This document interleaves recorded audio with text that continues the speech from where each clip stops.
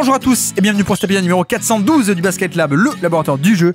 Et aujourd'hui, podcast spécial, on va parler de LeBron James. Un petit point sur la situation pas si simple que ça de LeBron James, situation contractuelle et pourquoi pas un échange à venir. C'est ce qui se murmure, on va essayer de décortiquer tout ça. Et puis comme d'habitude, pour soutenir le podcast, iTunes, Spotify, YouTube, petit like ou petite étoile.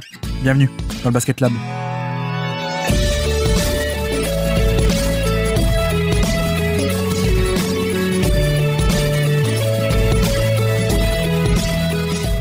LeBron James va-t-il être échangé cet été et cette intersaison? Bienvenue sur le Basket Lab, le podcast spécialisé dans la recherche d'audience, les titres putaclic et les sujets qui font beaucoup de vues, évidemment. Hein, c'est un peu le mantra du podcast, vous le savez, hein, quand on parle tactique toute l'année. Mais non, alors, blague à part, petit préambule, on commence comme ça. Si vous ne pensez pas que LeBron va être échangé, il n'y a pas de problème. Si vous pensez que c'est juste de la com pour LeBron qui met encore une fois la pression sur son front office et que je vais délirer pendant 30 minutes, 45 minutes, 1 heure, je ne sais pas combien ce podcast va durer, mais oui, effectivement, vous n'apprendrez rien dans ce podcast, mais voilà, fin du préambule, je pense qu'il y a d'autres contenus à écouter. Si vous n'êtes pas d'accord avec ça, que vous êtes énervé que j'aborde le sujet, je comprends. J'ai sorti aujourd'hui même un bilan de la draft complet avec l'expertise de Baptiste qui nous parlait de tous les prospects. Vous pouvez plutôt aller écouter ça. Et nous, on va un peu délirer de notre côté, mais non, alors, pour de vrai, blague à part, on ne va pas délirer. Justement, je trouve que, forcément, quand on parle de LeBron, c'est quand même intéressant. Mais je pense que la situation est assez précisément intéressante à décortiquer. Au-delà de l'élément de surprise qu'on a eu dimanche soir, je pense qu'il y a quand même une certaine surprise dans l'annonce, tout ce qui a été fait, on va le détailler. Mais surtout, donc, cette surprise emmène à des conséquences peut-être sportives en termes d'échange, en termes de construction d'équipe et en termes du paysage NBA. Et puis, on parle de LeBron. Donc c'est quand même pas rien, LeBron James. Donc en plus, le LeBron de fin de carrière. Donc allons-y, essayons de décortiquer tout ça en tout cas, allons-y d'abord factuellement. On fait le tri, on va y aller sur du factuel. Mais après, quand on partira du factuel, ça vous intéresse pas, vous pourrez partir. Mais donc allons-y. Donc, LeBron James est un ailier qui joue en NBA depuis 2003, non, évidemment, pas besoin de remonter aussi loin. Donc LeBron, 40 ans. 40 ans, vous le savez, il est né en décembre, donc il aura 41 ans la saison prochaine, et on est a priori en toute fin de carrière, mais surtout LeBron avait une situation contractuelle qui est la suivante, il avait une player option pour 2026, c'est-à-dire qu'il pouvait soit prendre l'option et rester sous contrat chez les Lakers, avec le salaire qui avait été signé et décidé à l'avance, donc 53 millions l'année, voilà, ou bien ne pas prendre son option, et donc rentrer en free agency. Ça, c'est très basique, vous le savez sans doute, mais je le rappelle au cas où pour des nouveaux. Mais voilà, c'était une player option, c'est lui qui décidait, contrairement à des team options où c'est l'équipe qui va décider de est-ce qu'on garde ce joueur ou pas, ou est-ce qu'on le fait rentrer en free agency. Player option donc pour LeBron, qui donc avait en fait ces deux options. Et là où je veux un peu insister sur un peu la théorie, après on ira sur ce qui s'est passé, mais on aurait pu penser que LeBron ne prenne pas son option. Je m'explique. Alors ça part du fait que aussi, en tout cas du présupposé que LeBron aurait bien voulu jouer plus qu'1 an, c'est-à-dire 2-3 ans peut-être, ou en tout cas au moins 2 ans. Voilà, ça part de ce présupposé-là qui n'est sans doute ou peut-être pas vrai, on ne sait pas, mais on aurait pu penser qu'il sorte et qu'il vienne en free agency, qu'il ne prenne pas l'option. Pourquoi ? Pour en fait signer un nouveau contrat, peut-être pas autant à l'année, quoique on ne sait pas, mais en tout cas un contrat plus long. C'est-à-dire qu'il y a peut-être intérêt à sortir de ce contrat et ne pas prendre l'option de 1 an pour re-signer pour peut-être 2 ans ou 3 ans. Bon, je pense que ça aurait plutôt été 2 ans, voire même 2 ans en 1+1, donc c'est-à-dire une année plus une autre année en player option. Et ça aurait été cool, notamment pourquoi ? Parce que LeBron est encore largement au niveau NBA, on enfonce des portes ouvertes, bien entendu. Mais c'est vrai que même s'il est encore très bon et très haut niveau, il y a quand même ce truc de il est vieux. Il est vieux et quand on a 40 ans, c'est pas comme quand on a 28, dans le sens où une année de différence peut faire une énorme différence justement en termes de valeur. Et donc c'est vrai que même s'il est encore très bon, en fait, le sortir et aller en free agency, il faut le faire le plus tôt possible en un sens. Peut-être que s'il avait attendu une année de plus, s'il prend son option et qu'il se dit non, je vais entrer en free agency l'été prochain, peut-être que déjà il aura 41 ans, donc c'est un an plus vieux, c'est peut-être pour les équipes un peu moins attrayant, et puis surtout peut-être qu'il serait sorti d'une saison 2026 moins intéressante que 25. Donc pour avoir le plus gros contrat possible, il faut aller en free agency quand tu es le meilleur possible. Et donc voilà, c'est aussi un peu comme ça qu'on aurait pu faire le raisonnement. en partant du présupposé qu'il voulait jouer plus qu'1 an en NBA, c'est de dire il va pas prendre l'option, il va aller free agent et il va re-signer encore une fois pour un 1+1. Comme ça, il se sécurise non pas 50 millions, mais peut-être 80, 90, 100 millions sur 2 ans, avec même donc peut-être une option pour 27 pour recommencer l'été prochain. Voilà, ça aurait pu s'entendre. C'était un peu ça aurait pu être la logique, mais ce n'est pas ce qui s'est passé. Puisque, vous le savez, allons-y, dimanche 29 juin, c'est là que tout est arrivé. Tout a commencé. Le 29 juin, vous le savez peut-être aussi, la Free Agency commence le 1er juillet à minuit, je crois, ou minuit heure française peut-être. Je ne sais plus, mais bref. Le 29 juin, c'était un peu la date butoir pour pas mal de contrats et de joueurs pour savoir si justement, est-ce que tu prends ton option ou est-ce que tu rentres en Free Agency. Notamment Van Vliet, lui n'a pas pris l'option pour ensuite re-signer directement avec les Rockets. Il pouvait le faire parce que c'était les Rockets, il n'aurait pas pu dans une autre équipe, mais prolongation en interne, ça peut se faire. Voilà, plein d'options avaient cette deadline du 29 juin. Donc 29 juin, qu'est-ce qu'on a appris ? On a appris que premièrement, plusieurs informations en même temps, et c'est là où c'est intéressant, c'est qu'on va décortiquer tout ceci. Première information, LeBron James opt-in, c'est-à-dire LeBron active son option. Donc LeBron sera sous contrat chez, pour l'instant, chez les Lakers à 53 millions l'année. Voilà, il a pris l'option. Mais deuxième information, et c'est là où c'est quand on connaît un peu les enjeux politiques et tout le truc média, etc. Deuxième information immédiatement qui a été donnée par Shams Charania dans son tweet, c'est une déclaration de Rich Paul. J'insiste un peu parce que c'est vrai que c'est non seulement pas fréquent, c'est même la majorité du temps, ça ne se passe pas comme ça. La grande majorité du temps, c'est un tweet juste un peu factuel, on va dire. C'est-à-dire Shams qui sort et qui nous dit, bon voilà, un tel est échangé là, un tel prend son option, un tel ne prend pas son option et donc va rentrer en free agency. Voilà. Ça, en général, 90% du temps, ça reste un peu factuel comme ça. Or, là, nous avons une deuxième ligne qui est rajoutée dans le même tweet. C'est pas un tweet après, c'est pas une apparition en TV 2 heures plus tard, c'est dans le même tweet, une déclaration qui est glissée, une deuxième ligne, et c'est une déclaration de Rich Paul, l'agent historique de LeBron. Et donc Rich Paul qui nous dit, même tweet, vraiment, il prend son option, première ligne, et deuxième tweet, Shams qui enchaîne avec ça.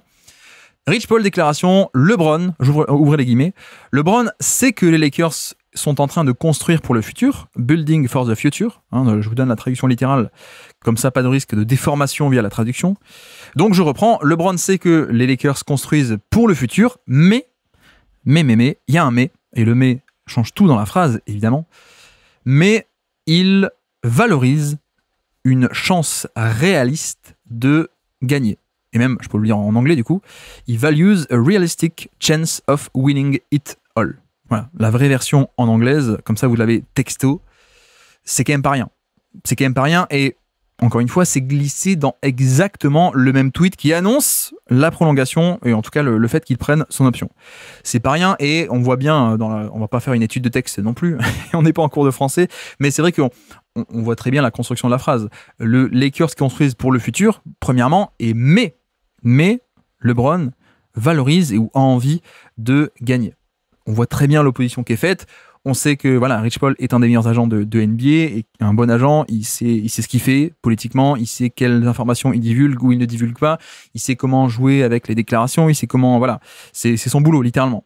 Ensuite, autre déclaration également qui est sortie juste après, littéralement le tweet d'après pour le coup, de la part de Rich Paul, encore une fois, c'est nous comprenons la difficulté de gagner maintenant tout en préparant pour le futur. Donc là, Rich Paul parle des Lakers. Nous comprenons la difficulté de gagner maintenant tout en préparant le futur. Point. Autre phrase, cette fois il n'y a pas de mais il est sous-entendu. Nous voulons évaluer ce qui est le mieux pour LeBron James à ce stage de sa vie et de sa carrière. We do want to evaluate. Donc il n'y a pas un mais il est sous-entendu. Nous comprenons la difficulté. Point. Nous voulons évaluer qu'est-ce qui est le mieux pour LeBron à ce stade de sa carrière et de sa vie. Donc ça, encore une fois, quand Shams Charania balance ça, non pas 2 heures après, non pas 3 heures après, mais directement en même temps que l'annonce de la player option, pour moi, c'est significatif. D'autant plus que, troisième information de ce même jour qui est sortie pile en même temps, on a aussi, de manière totalement innocente, tout ceci n'est pas lié, c'est le hasard. Non, mais on a aussi une troisième info qui est sortie, comme quoi LeBron pourrait très bien faire sa toute dernière année en NBA. Pourquoi ? Parce qu'il y aurait eu un dîner entre LeBron, sa femme, Kevin Love, son ancien coéquipier, et la femme de Kevin Love. Et dans ce dîner est ressorti le truc de... Alors, comment est-ce que l'info est sortie, hein? C'est peut-être quelqu'un qui écoutait à la table, ou c'est peut-être LeBron, ou le camp LeBron qui veut faire passer l'info, je ne sais pas. Mais en tout cas, comme quoi la femme de LeBron voudrait qu'il s'arrête, quoi. Que 2026 soit sa dernière année. Donc c'est vrai que, en un sens, quand on recoupe un peu toutes ces informations qui, comme par hasard ou pas, je ne sais pas, ça vous ferez votre opinion, mais tout ceci tombe en même temps le même jour. Il prend son option, il n'est pas content des Lakers, et dans le même temps, l'info fuite aussi comme quoi ça pourrait, très probablement, être sa dernière année en NBA. Autre, d'ailleurs, info juste après qui est sortie, quand Shams est allé à la télévision, sur ESPN en parler, cette fois dans son segment TV, Shams rajoute, littéralement, cette fois c'est plus des sous-entendus via Rich Paul, parce que bon, Rich Paul il peut pas non plus déclarer des trucs directement. Quand c'est une citation de Rich Paul, il peut pas dire les Lakers sont nuls, non, il dit, voilà, il le dit diplomatiquement, mais Shams Charania, lui, il a moins d'intérêt, en tout cas il peut se permettre d'aller un peu plus loin, vous allez comprendre. Shams nous rapporte que, non pas, ça c'est pas une citation directe, il dit LeBron est incertain à propos du roster des Lakers. Donc là, c'est un peu plus direct, mais aussi parce que la position politique et diplomatique est un peu différente de son agent. Voilà, là, Shams nous a sorti texto dans son segment TV. LeBron est uncertain about the Lakers roster. Excusez pour l'accent fantastique dont j'ai hérité. Et en fait, là où c'est aussi important, je peux le rappeler un peu, mais c'est vrai que historiquement, on va dire, Shams Charania a toujours été un peu l'agent et l'insider du clan LeBron James et de Rich Paul et de Clutch Sport. Voilà. Alors à l'époque où maintenant il n'y a plus Wojnarowski, mais c'est vrai que Wojnarowski à l'époque était un peu celui qui avait plutôt des connexions beaucoup avec les front office parce qu'il avait grandi avec eux. Enfin il avait été développé avec eux. Il les connaissait depuis qu'il leur payait des cafés quand c'était des internes en vidéo coordinateur en Summer League, etc., etc. Et d'ailleurs, on a bien vu cet affrontement l'été dernier, hein, la saga de JJ Redick, je vais pas vous le refaire, mais grosso modo, le clan LeBron qui passait par Shams et le front office qui passait par Woj. Donc voilà, c'est aussi important à retenir pour ceux qui ne le savent pas que Shams Charania, c'est un peu l'insider du clan LeBron. Maintenant, il n'y a plus Woj, il n'y a plus que lui, mais je pense que les liens sont les mêmes. Donc on a un peu cet élément à rajouter dans ce côté, non pas coïncidence, mais sur le recouper les éléments qui arrivent. Voilà, il y a ce lien direct, historiquement en tout cas. Et moi, ce que je pense personnellement, là, laissons un peu le factuel, je peux vous donner mon avis. Moi, je pense que ce n'est jamais un hasard. Et je parle pas que de Shams ici ou de LeBron, c'est que dans ce genre de déclaration, ce n'est jamais un hasard et il faut toujours se demander un peu à qui profite le crime, quoi.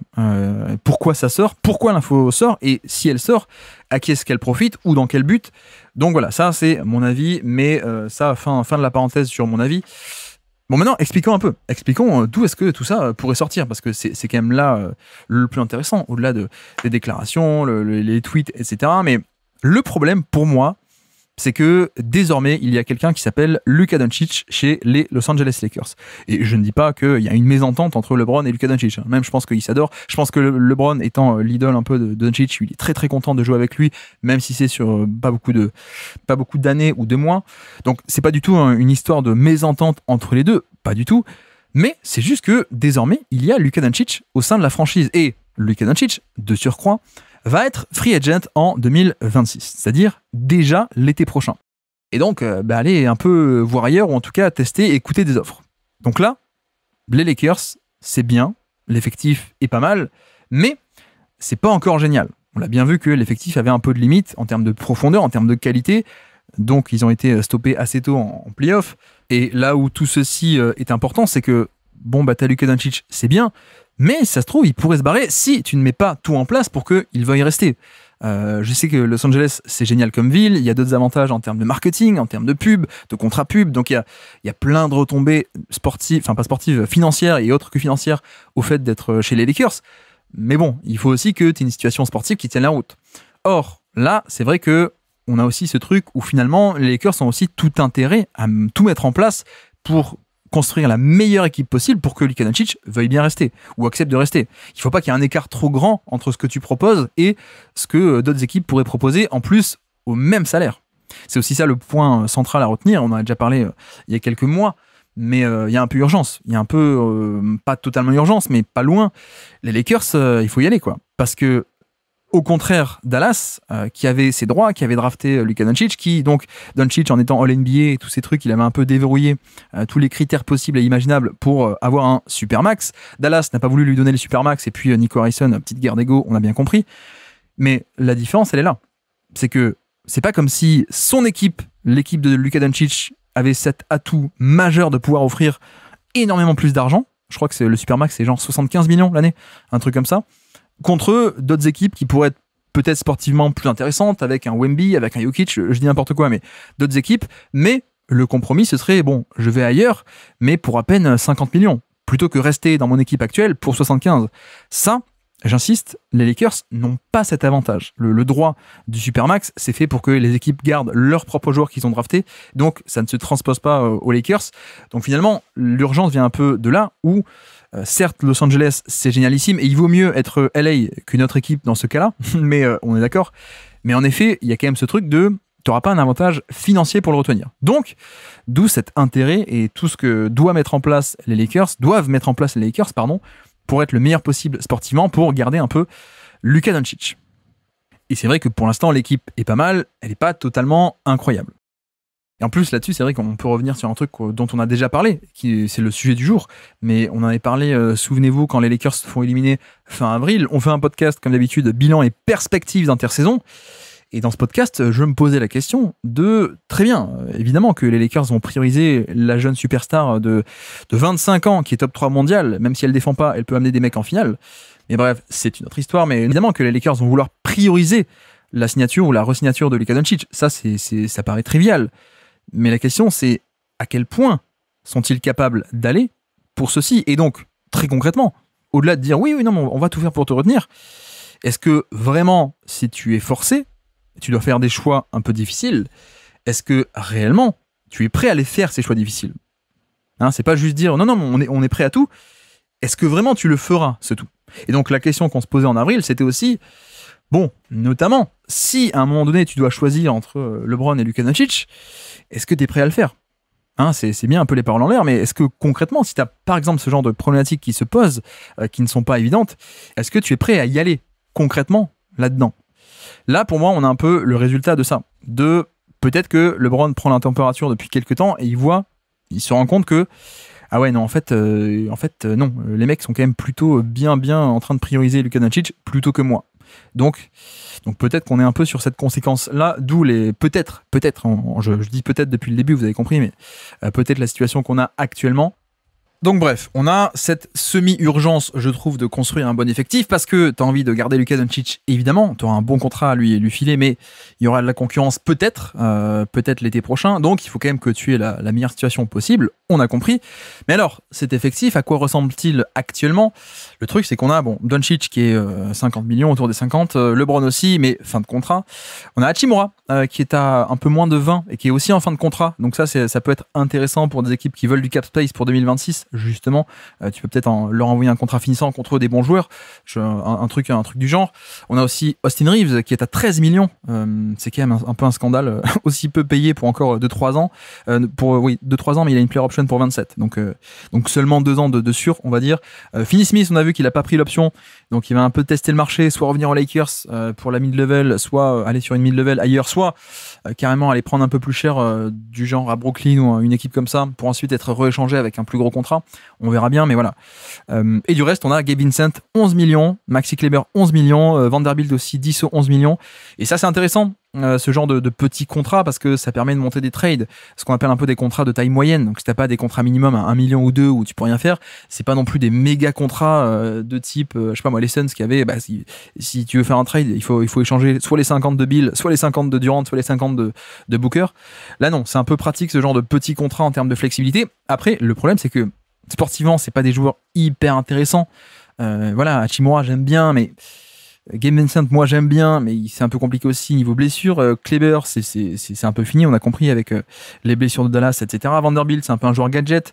Donc il y a des atouts, il y a des assets en tout cas pour faire en termes de contrat, mais est-ce qu'il y a les atouts en termes de draft aussi pour que le package soit intéressant sur le marché? Peut-être un peu moins, mais bon, on verra ça. Bref, vous voyez que, mine de rien, si tu veux construire un contender pour l'été 2026 et dire, bah tiens, Lucas, re-signe, tu verras que dès 2027, si tu re-signes chez nous, été 2026, dès 2027, on sera contender. Il y a du chemin à faire, hein. Il y a du chemin à faire, je pense. Et donc, d'ailleurs, ce chemin à faire, quels sont ces points à améliorer? Déjà, il y a la question du pivot. Qui traîne un peu depuis pas mal de temps, mais le pivot, qui est-il? Qui sera-t-il dans cette équipe? Il n'y en avait pas trop pour l'instant après le départ de Davis. Jackson Hayes, c'était un peu un mec à 15 minutes par match, donc c'est pas un pivot titulaire. On se pose la question de est-ce qu'il va y avoir Kessler de Utah, mais Kessler, c'est... Bon, Kessler ou Brook Lopez aussi qui est free agent, mais le truc c'est que moi, ces mecs-là, c'est pas exactement le fit parfait pour Doncic. Est-ce que tu vas aller chercher du Claxton à terme, qui a un plutôt bon contrat autour des 25, encore un contrat longue durée en plus sur 4 ans, donc... pourquoi pas un Claxton, bref, pourquoi pas un Jakob Poeltl aussi, ou voilà, des mecs comme ça. Donc bref, premièrement, la question du pivot, il faut que le pivot soit tactiquement bien pour Doncic, et donc par là, j'entends un mec qui a de la verticalité et qui peut apporter de cette menace de lob qui en fait vient optimiser tactiquement Doncic par rapport au pick and roll. Doncic, il aime bien avoir du pick and pop, hein, il n'y a pas de problème, mais il préfère avoir un mec qui va plonger au panier, comme ça il va faire reculer le défenseur de par cette menace de alley-oop, ce qui va ouvrir la ligne de drive pour Doncic. Hein, CF, les finales de conférence et le run de playoff de l'an passé en 2024. Donc voilà, pas de pivot, c'est un peu la question principale liée aussi à Luka Doncic. On a aussi un nombre d'assets qui est plus ou moins limité, alors c'est quand même un peu mieux qu'il y a 6 mois, puisque désormais la saison étant terminée, on passe d'un point de vue calendrier sur la saison prochaine, donc de conséquence, le pic 2032 est débloqué, alors que jusqu'à l'an passé, il n'y avait que le 2031. Hein, la NBA ne débloque pas les pics futurs trop en avance. Hein, donc là, 2032, l'an prochain, 2033 sera débloqué, etc., etc. Donc par rapport à février, on a le 32 qui désormais est disponible, et puis on a aussi le 26. Le 26 qui n'était pas disponible il y a quelques mois. J'explique un peu. Il y a ce qu'on appelle la Stepien Rule en NBA. La Stepien Rule, du nom de Ted Stepien, un ancien GM ou président des Cavs qui avait fait n'importe quoi, il avait échangé plein de pics consécutifs pour le futur. Donc la règle, c'est tu n'as pas le droit d'échanger des pics futurs consécutifs. Par exemple, tu n'as pas le droit d'échanger le 27 et le 28. Tu es obligé d'avoir au moins une année sur deux un pic. Or, là, vu que nous ne sommes plus en 2025 mais en 2026, le pic 2026 n'est plus considéré comme un pic futur et que tu n'avais pas le droit d'échanger parce que tu n'avais plus le 27. Donc, en termes de futur, tu n'avais pas le droit d'échanger le 26. Mais, désormais que nous passons sur la saison NBA 2026, le pic, alors je ne sais plus exactement si c'est maintenant ou ce sera plus tard, mais le pic peut être déverrouillé. Le pic, tu peux l'échanger, non pas comme, il est plus considéré comme un pic futur, mais comme le pic de cette année. C'est un peu bizarre, mais c'est comme ça. Donc, mine de rien, ils ont un peu plus d'atouts qu'avant. Ils ont le 26, le 31 toujours, et le 32. Donc c'est quand même pas mal. C'est mieux qu'il y a 3 mois, mais c'est pas non plus le réservoir de OKC. On est d'accord.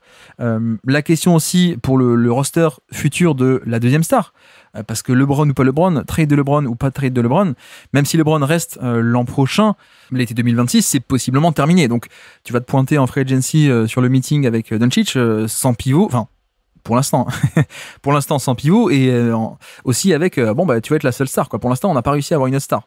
Donc ça aussi, c'est un dossier.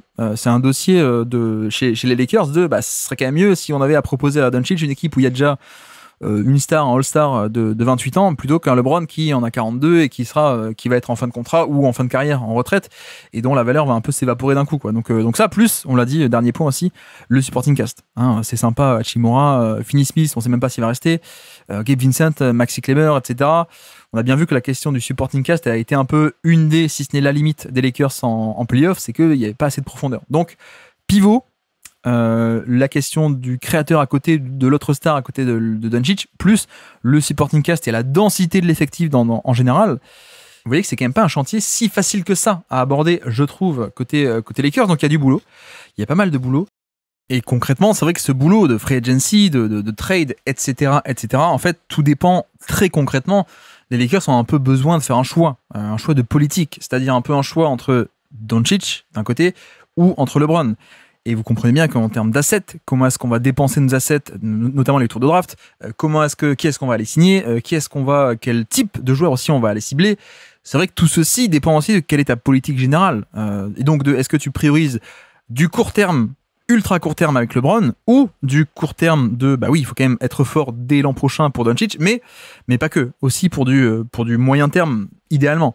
Alors que dans l'idée où tu priorises concrètement et largement LeBron James, c'est vrai que là, à l'inverse, tu te dis, tu peux partir sur un mode de fonctionnement où tu fais des trades pour des joueurs vieux, par exemple, bons mais très vieux, en fin de contrat, ou des joueurs très bons mais très chers. Et un peu cette idée de, en fait, on maximise maintenant, quitte à le payer, à le payer un peu cher, ou en tout cas à le payer, pas financièrement, mais à payer un peu la construction d'effectifs pour plus tard. Par exemple, la fin de cycle avec Kobe Bryant, c'est vrai qu'ils ont un peu payé pendant quelques années le fait que ils avaient tout tenté pour optimiser la fin de carrière de Kobe vers 2012, 2013, etc., etc. Et après, il y a eu un peu une traversée, non pas du désert, mais un peu moins bien parce que tu as tout mis en place pour optimiser le plus possible, très court terme, Kobe. Et c'est normal.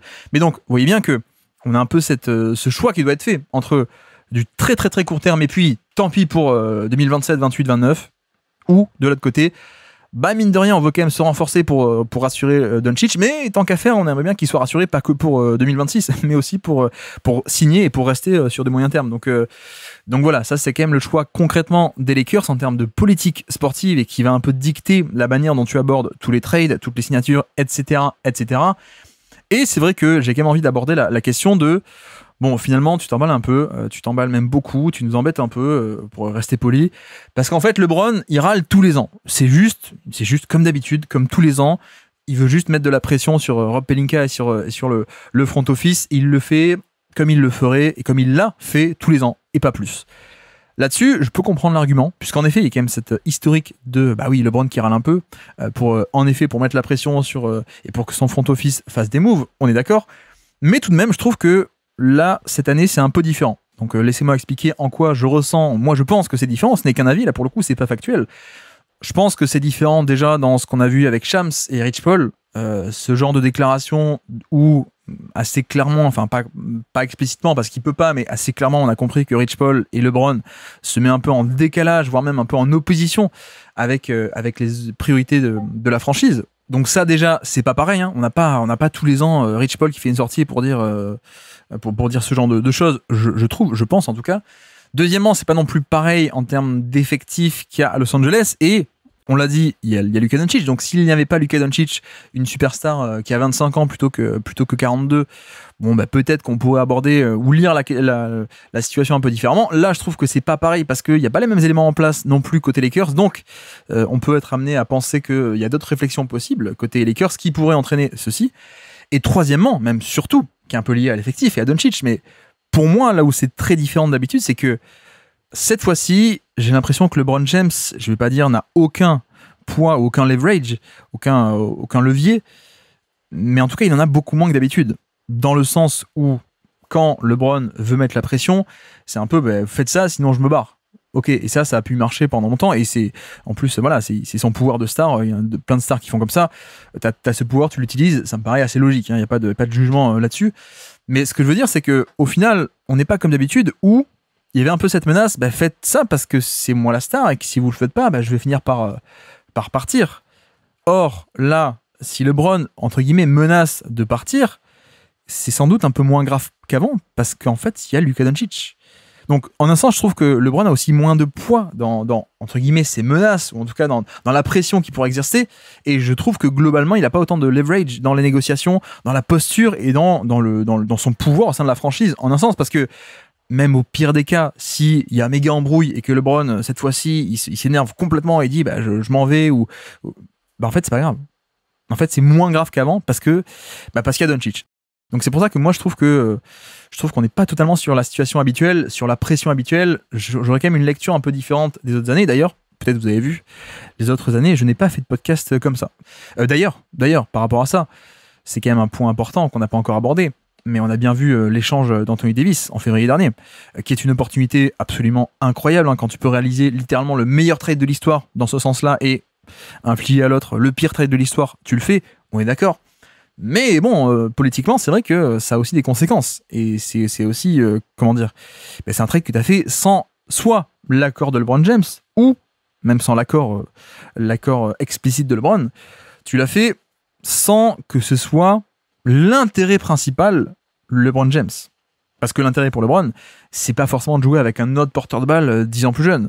L'intérêt, c'est peut-être de rester avec Anthony Davis, qui est un bien meilleur complément en termes de défense, en termes de finition par rapport à LeBron, etc., etc. Donc même sans aller jusqu'à dire oui, d'habitude on lui demande sa permission et LeBron nous dit oui, même sans aller jusqu'à avoir l'accord de LeBron, en tout cas c'est un échange qui a été fait pas totalement avec l'intérêt principal et unique de LeBron pour ce trade. Et ça aussi, c'est marquant, évidemment, quand on a quelqu'un qui, encore une fois, hein, certains peuvent le voir de manière très négative, et je peux comprendre. Bon, juste, le mec a du pouvoir parce que c'est une star, et il s'en sert, ça paraît assez logique, pour le coup, dans son référentiel à lui, ou dans toutes les autres référentiels de tous les autres stars, je veux dire. Mais en fait, on comprend bien qu'il y a eu un peu une métamorphose vis-à-vis du jeu de pouvoir qui pouvait s'opérer aux Lakers, en coulisses ou pas qu'en coulisses, au sein de la franchise. On comprend bien que c'est plus même du tout les mêmes données du problème quand il y a Luka Doncic que quand tout est fait intégralement pour LeBron James. Donc là, par rapport à cette répartition de qui a le pouvoir, ça a un peu changé. Et donc c'est pour ça que je pense qu'on doit avoir une lecture un peu différente de d'habitude par rapport à ce qui est en train d'arriver, à mon humble avis, qui ne vaut pas grand-chose. Cela dit, je pense qu'il y a une autre question intéressante, extrêmement intéressante d'ailleurs sur ce dossier, et que vous êtes peut-être en train de vous poser, c'est pourquoi a-t-il donc pris son option ? Puisque là, tu es en train de nous expliquer que en fait, le mec veut partir, il n'est pas content, etc. Et pourtant, ça n'a aucun sens ce que tu dis, tu racontes n'importe quoi, puisque il vient de prendre son option, il vient d'activer sa player option, alors qu'en fait, il aurait pu très bien, et d'ailleurs, pourquoi n'a-t-il pas fait ça, si ce que tu dis est vrai ? Vous avez vu, hein, je fais les dialogues. Non, mais pourquoi n'a-t-il pas tout simplement refusé l'option pour aller en free agency ? C'est un peu la question qu'on peut se poser en un sens et qui peut paraître assez intuitive. C'est-à-dire, si vraiment le mec veut se barrer, pourquoi est-ce qu'il a rempilé aux Lakers, quoi ? En fait, pour moi, ça fait totalement partie du truc. Donc, laissez-moi vous expliquer.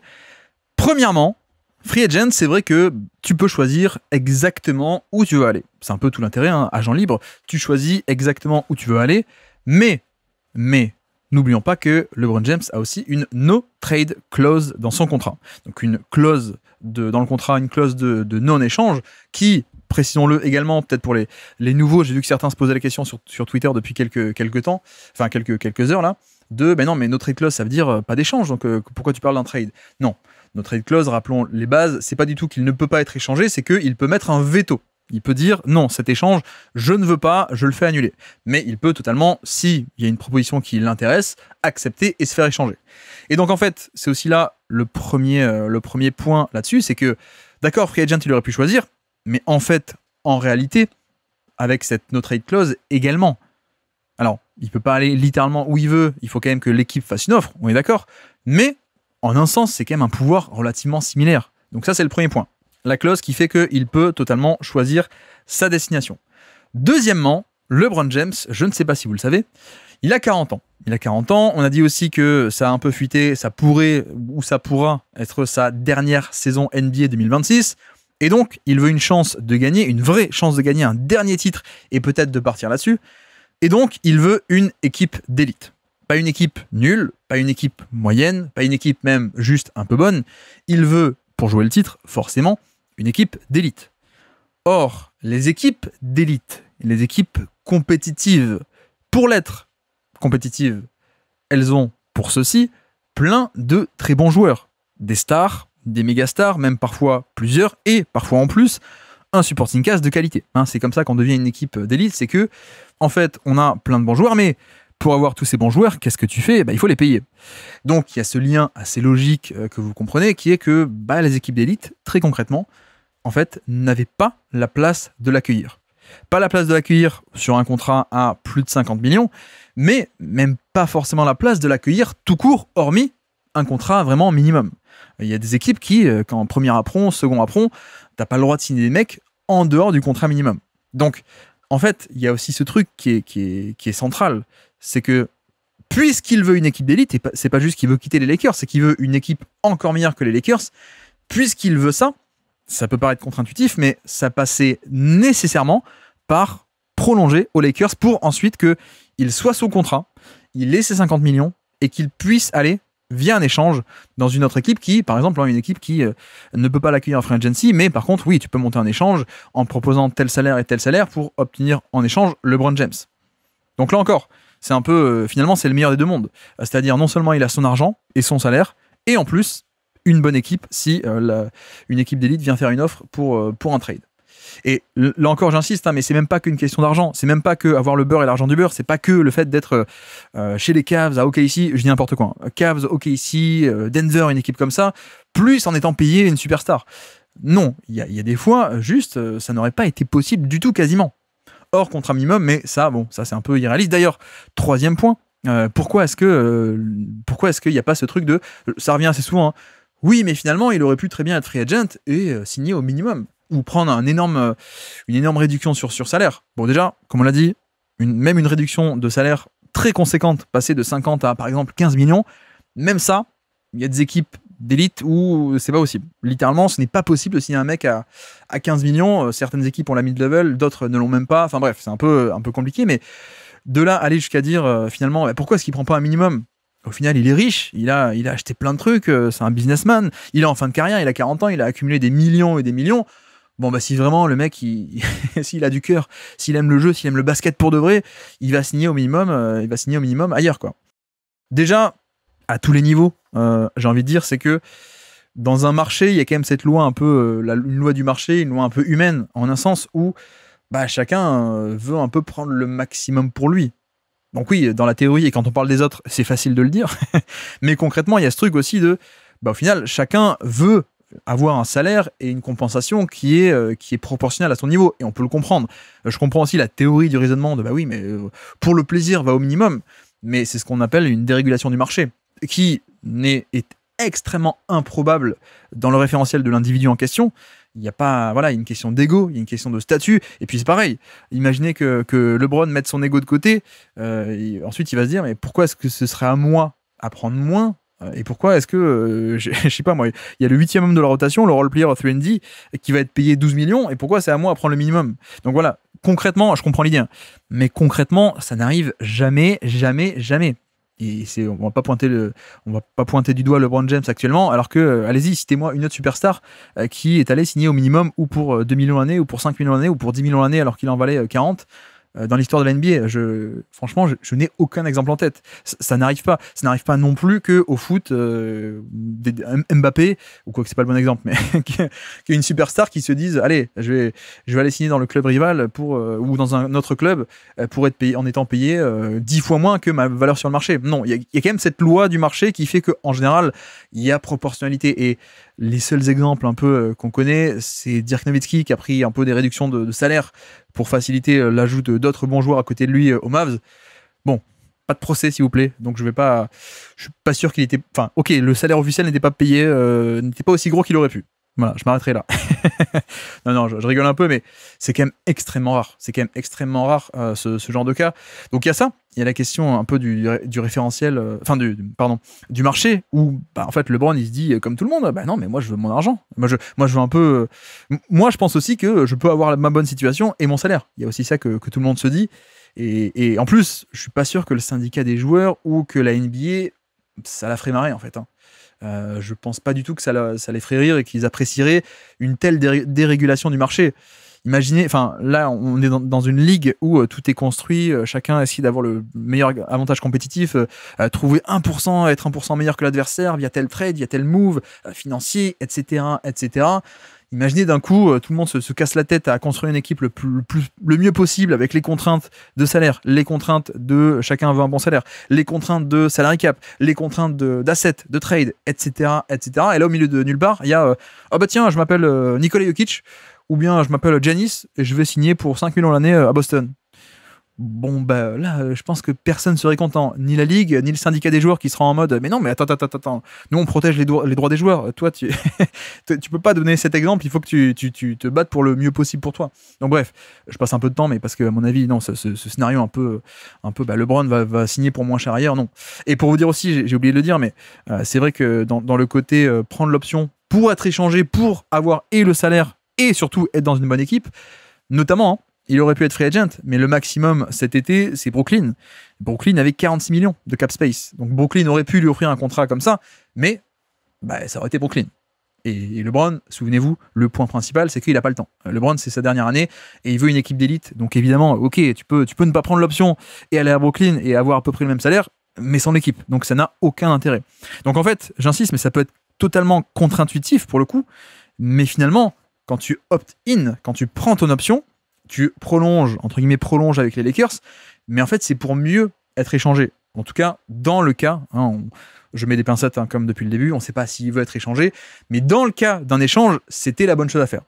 La bonne chose pour quitter les Lakers, c'était pas d'être free agent, c'était de prendre l'option pour ensuite qu'un trade puisse se faire et rejoindre une équipe qu'il n'aurait pas pu rejoindre autrement.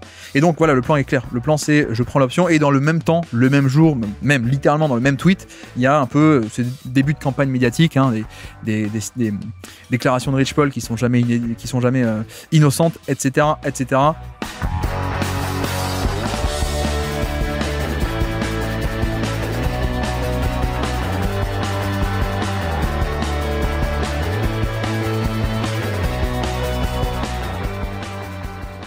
Et donc, une fois qu'on a dit tout ça, ça y est, on a fini le pourquoi, le comment, les tweets, la situation contractuelle, l'option, etc., etc., la politique de transfert ou de la politique sportive des Lakers. Ok, tout ça, c'est dans la boîte, on passe à autre chose. Deuxième partie du podcast.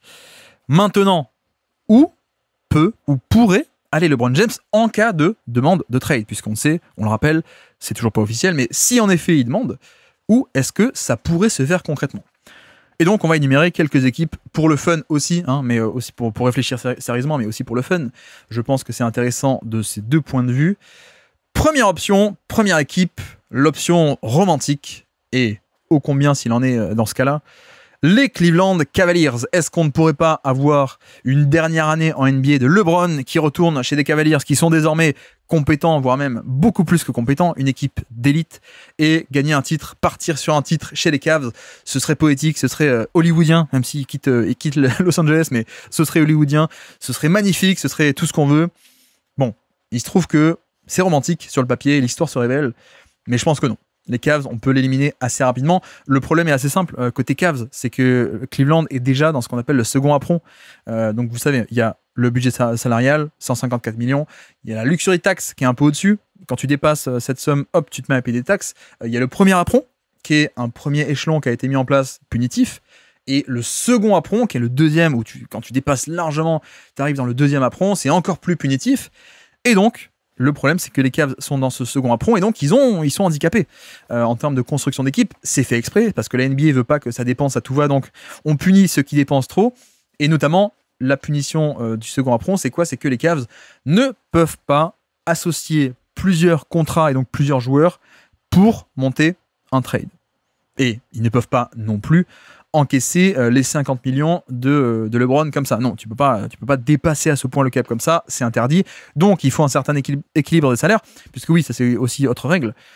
Techniquement, tu pourrais, par exemple, Brooklyn peut faire des échanges où ils encaissent plus de salaires qu'ils n'en envoient, mais parce qu'ils ont du cap space.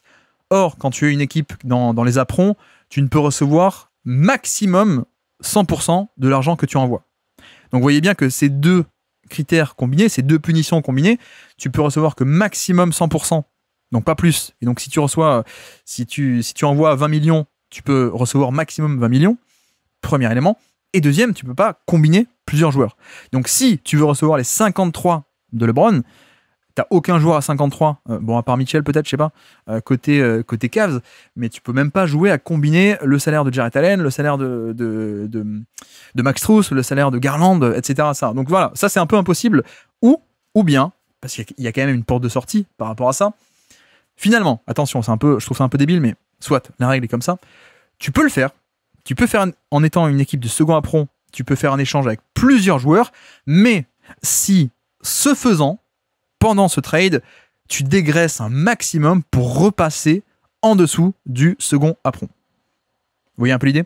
C'est-à-dire que tu peux pas faire un échange un peu simple où tu mets plusieurs joueurs ensemble qui valent la somme de LeBron. Ça, c'est pas possible.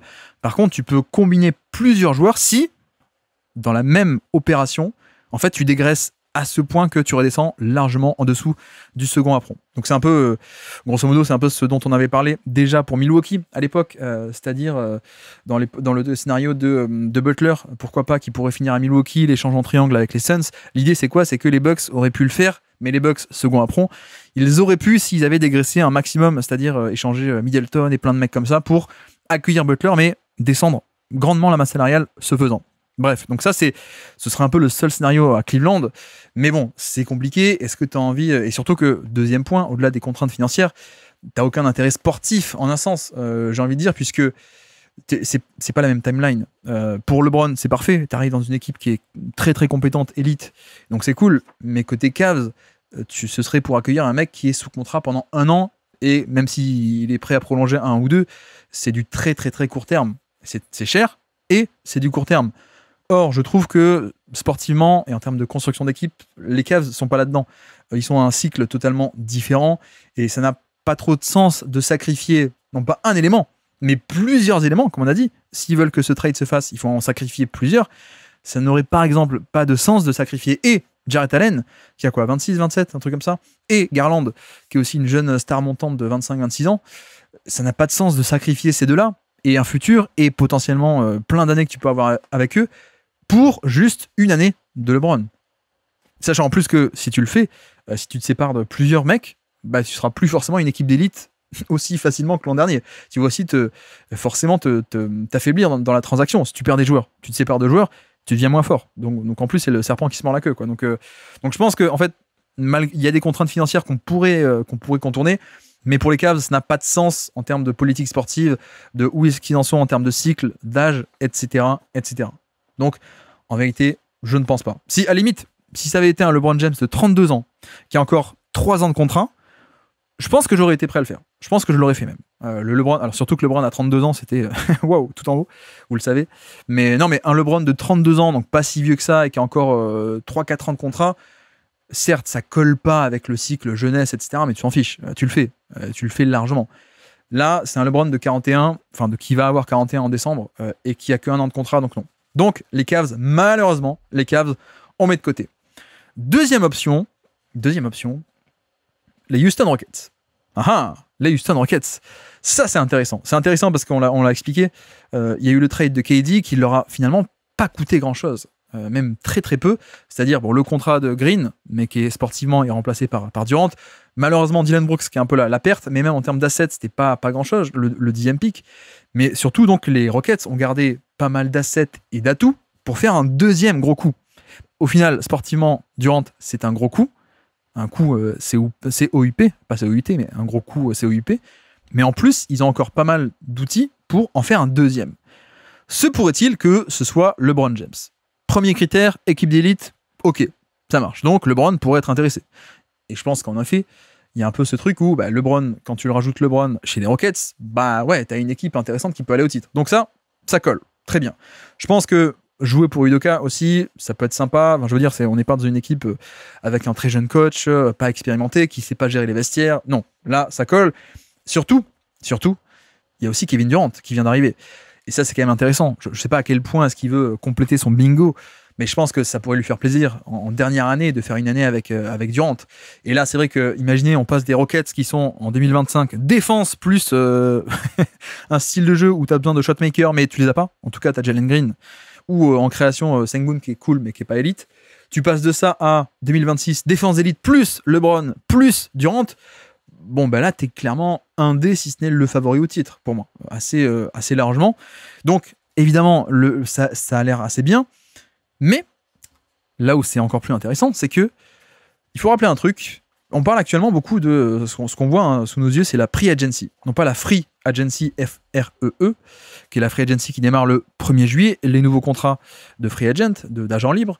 On assiste à ce qu'on appelle une Pré-Agency, c'est-à-dire des échanges, des échanges qui se passent avant le 1er juillet, mais surtout aussi des prolongations de contrats. On avait déjà parlé de la Pre-Agency sur des mecs comme Anunoby ou comme Siakam, qui avait été obtenu 3 mois ou 6 mois avant qu'il soit agent libre et ensuite directement prolongé dans la foulée. Donc voilà, c'est une manière d'obtenir un mec, mais sans passer par la vraie Free Agency concrètement.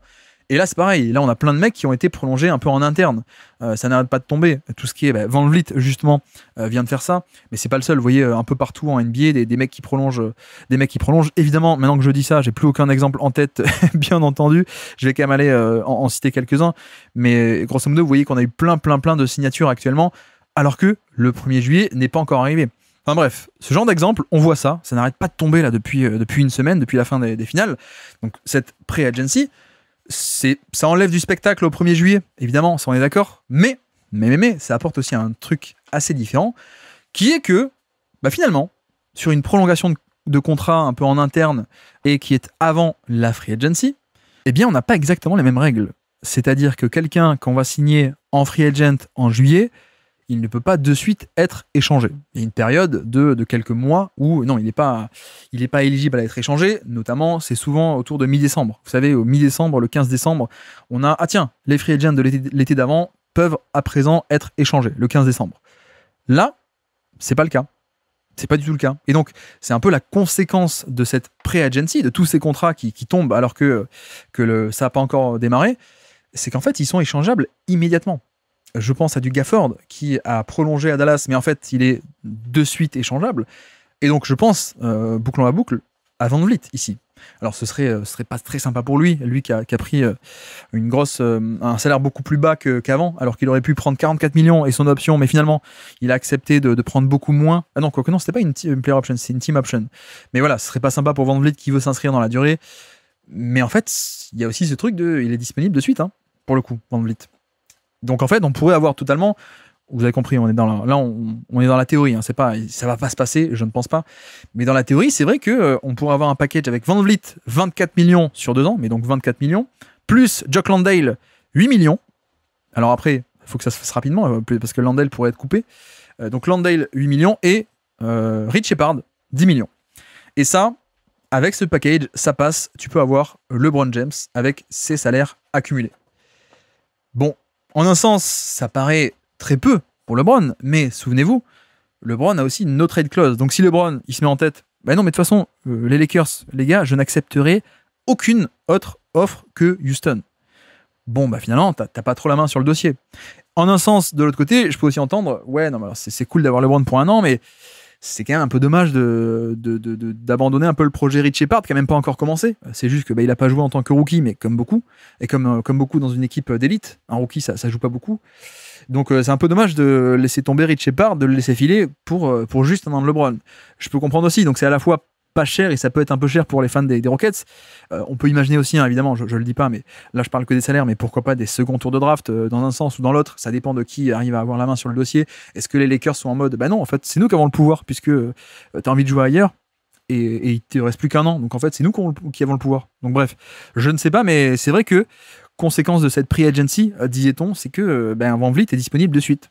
Plutôt que s'il avait signé au 1er juillet ou au 2 juillet, il n'aurait pas pu être échangé avant décembre, alors que là, si, comme d'autres. Il n'y a pas que Van Vliet, mais voilà, c'est un point important. Donc Houston, pourquoi pas. Et Houston, ce serait quand même génial. En termes sportivement, je veux dire, on a quand même cette assise défensive qui est à peu près la même. Et tu rajoutes Kevin Durant plus LeBron. Bon, LeBron, c'est pas le LeBron d'avant, mais ça reste LeBron, quoi. Ça reste LeBron qui, en plus, on va dire, de l'aspect shot-making et de ce que va apporter Durant, c'est-à-dire, tiens, on te donne ton isolation, va scorer, c'est un peu ça l'attaque des Rockets, tel match-up, c'est pas très complexe, c'est pas très fluide, c'est pas beaucoup de mouvements, c'est tiens, prends le match-up et va punir. LeBron, il peut faire ça, mais il peut aussi apporter en création par ailleurs, c'est-à-dire passing, un jeu de pick and roll plus classique, plus héliocentrique, comme on dit, où tout va tourner autour de lui.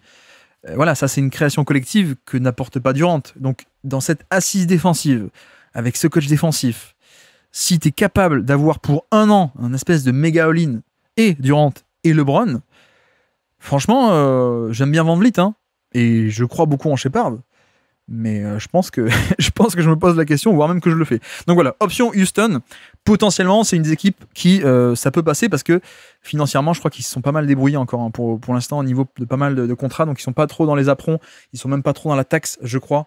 Enfin, ils font un été masterclass pour l'instant, les Rockets. Donc voilà. Autre option, puisqu'on parle un peu du bingo, compléter le bingo, jouer avec Kevin Durant. On sait qu'il y a un autre bingo pour LeBron. Il y a une autre priorité, c'est jouer avec Stephen Curry. Donc, posons-nous la question, est-ce que l'option Warriors est une option qui est crédible? Honnêtement, je pense que non. Je pense pas. Pour la simple et bonne raison que on pouvait se poser la question jusqu'à il y a 6 mois. Or, depuis 6 mois, quelqu'un est arrivé, il s'appelle Jimmy Butler, il a été prolongé dans la foulée, en plus, donc Butler aurait pu être free agent, mais ce n'est pas le cas. Et donc on a Curry qui est à 60 millions, Butler qui est à 55 et Draymond aussi qui est à 25. Donc c'est pas un troisième méga salaire, Draymond, mais c'est quand même un peu bouché, quoi. Donc en fait, déjà en termes de salary cap et de masse salariale, ou alors tu sacrifies Butler, mais je ne pense pas du tout.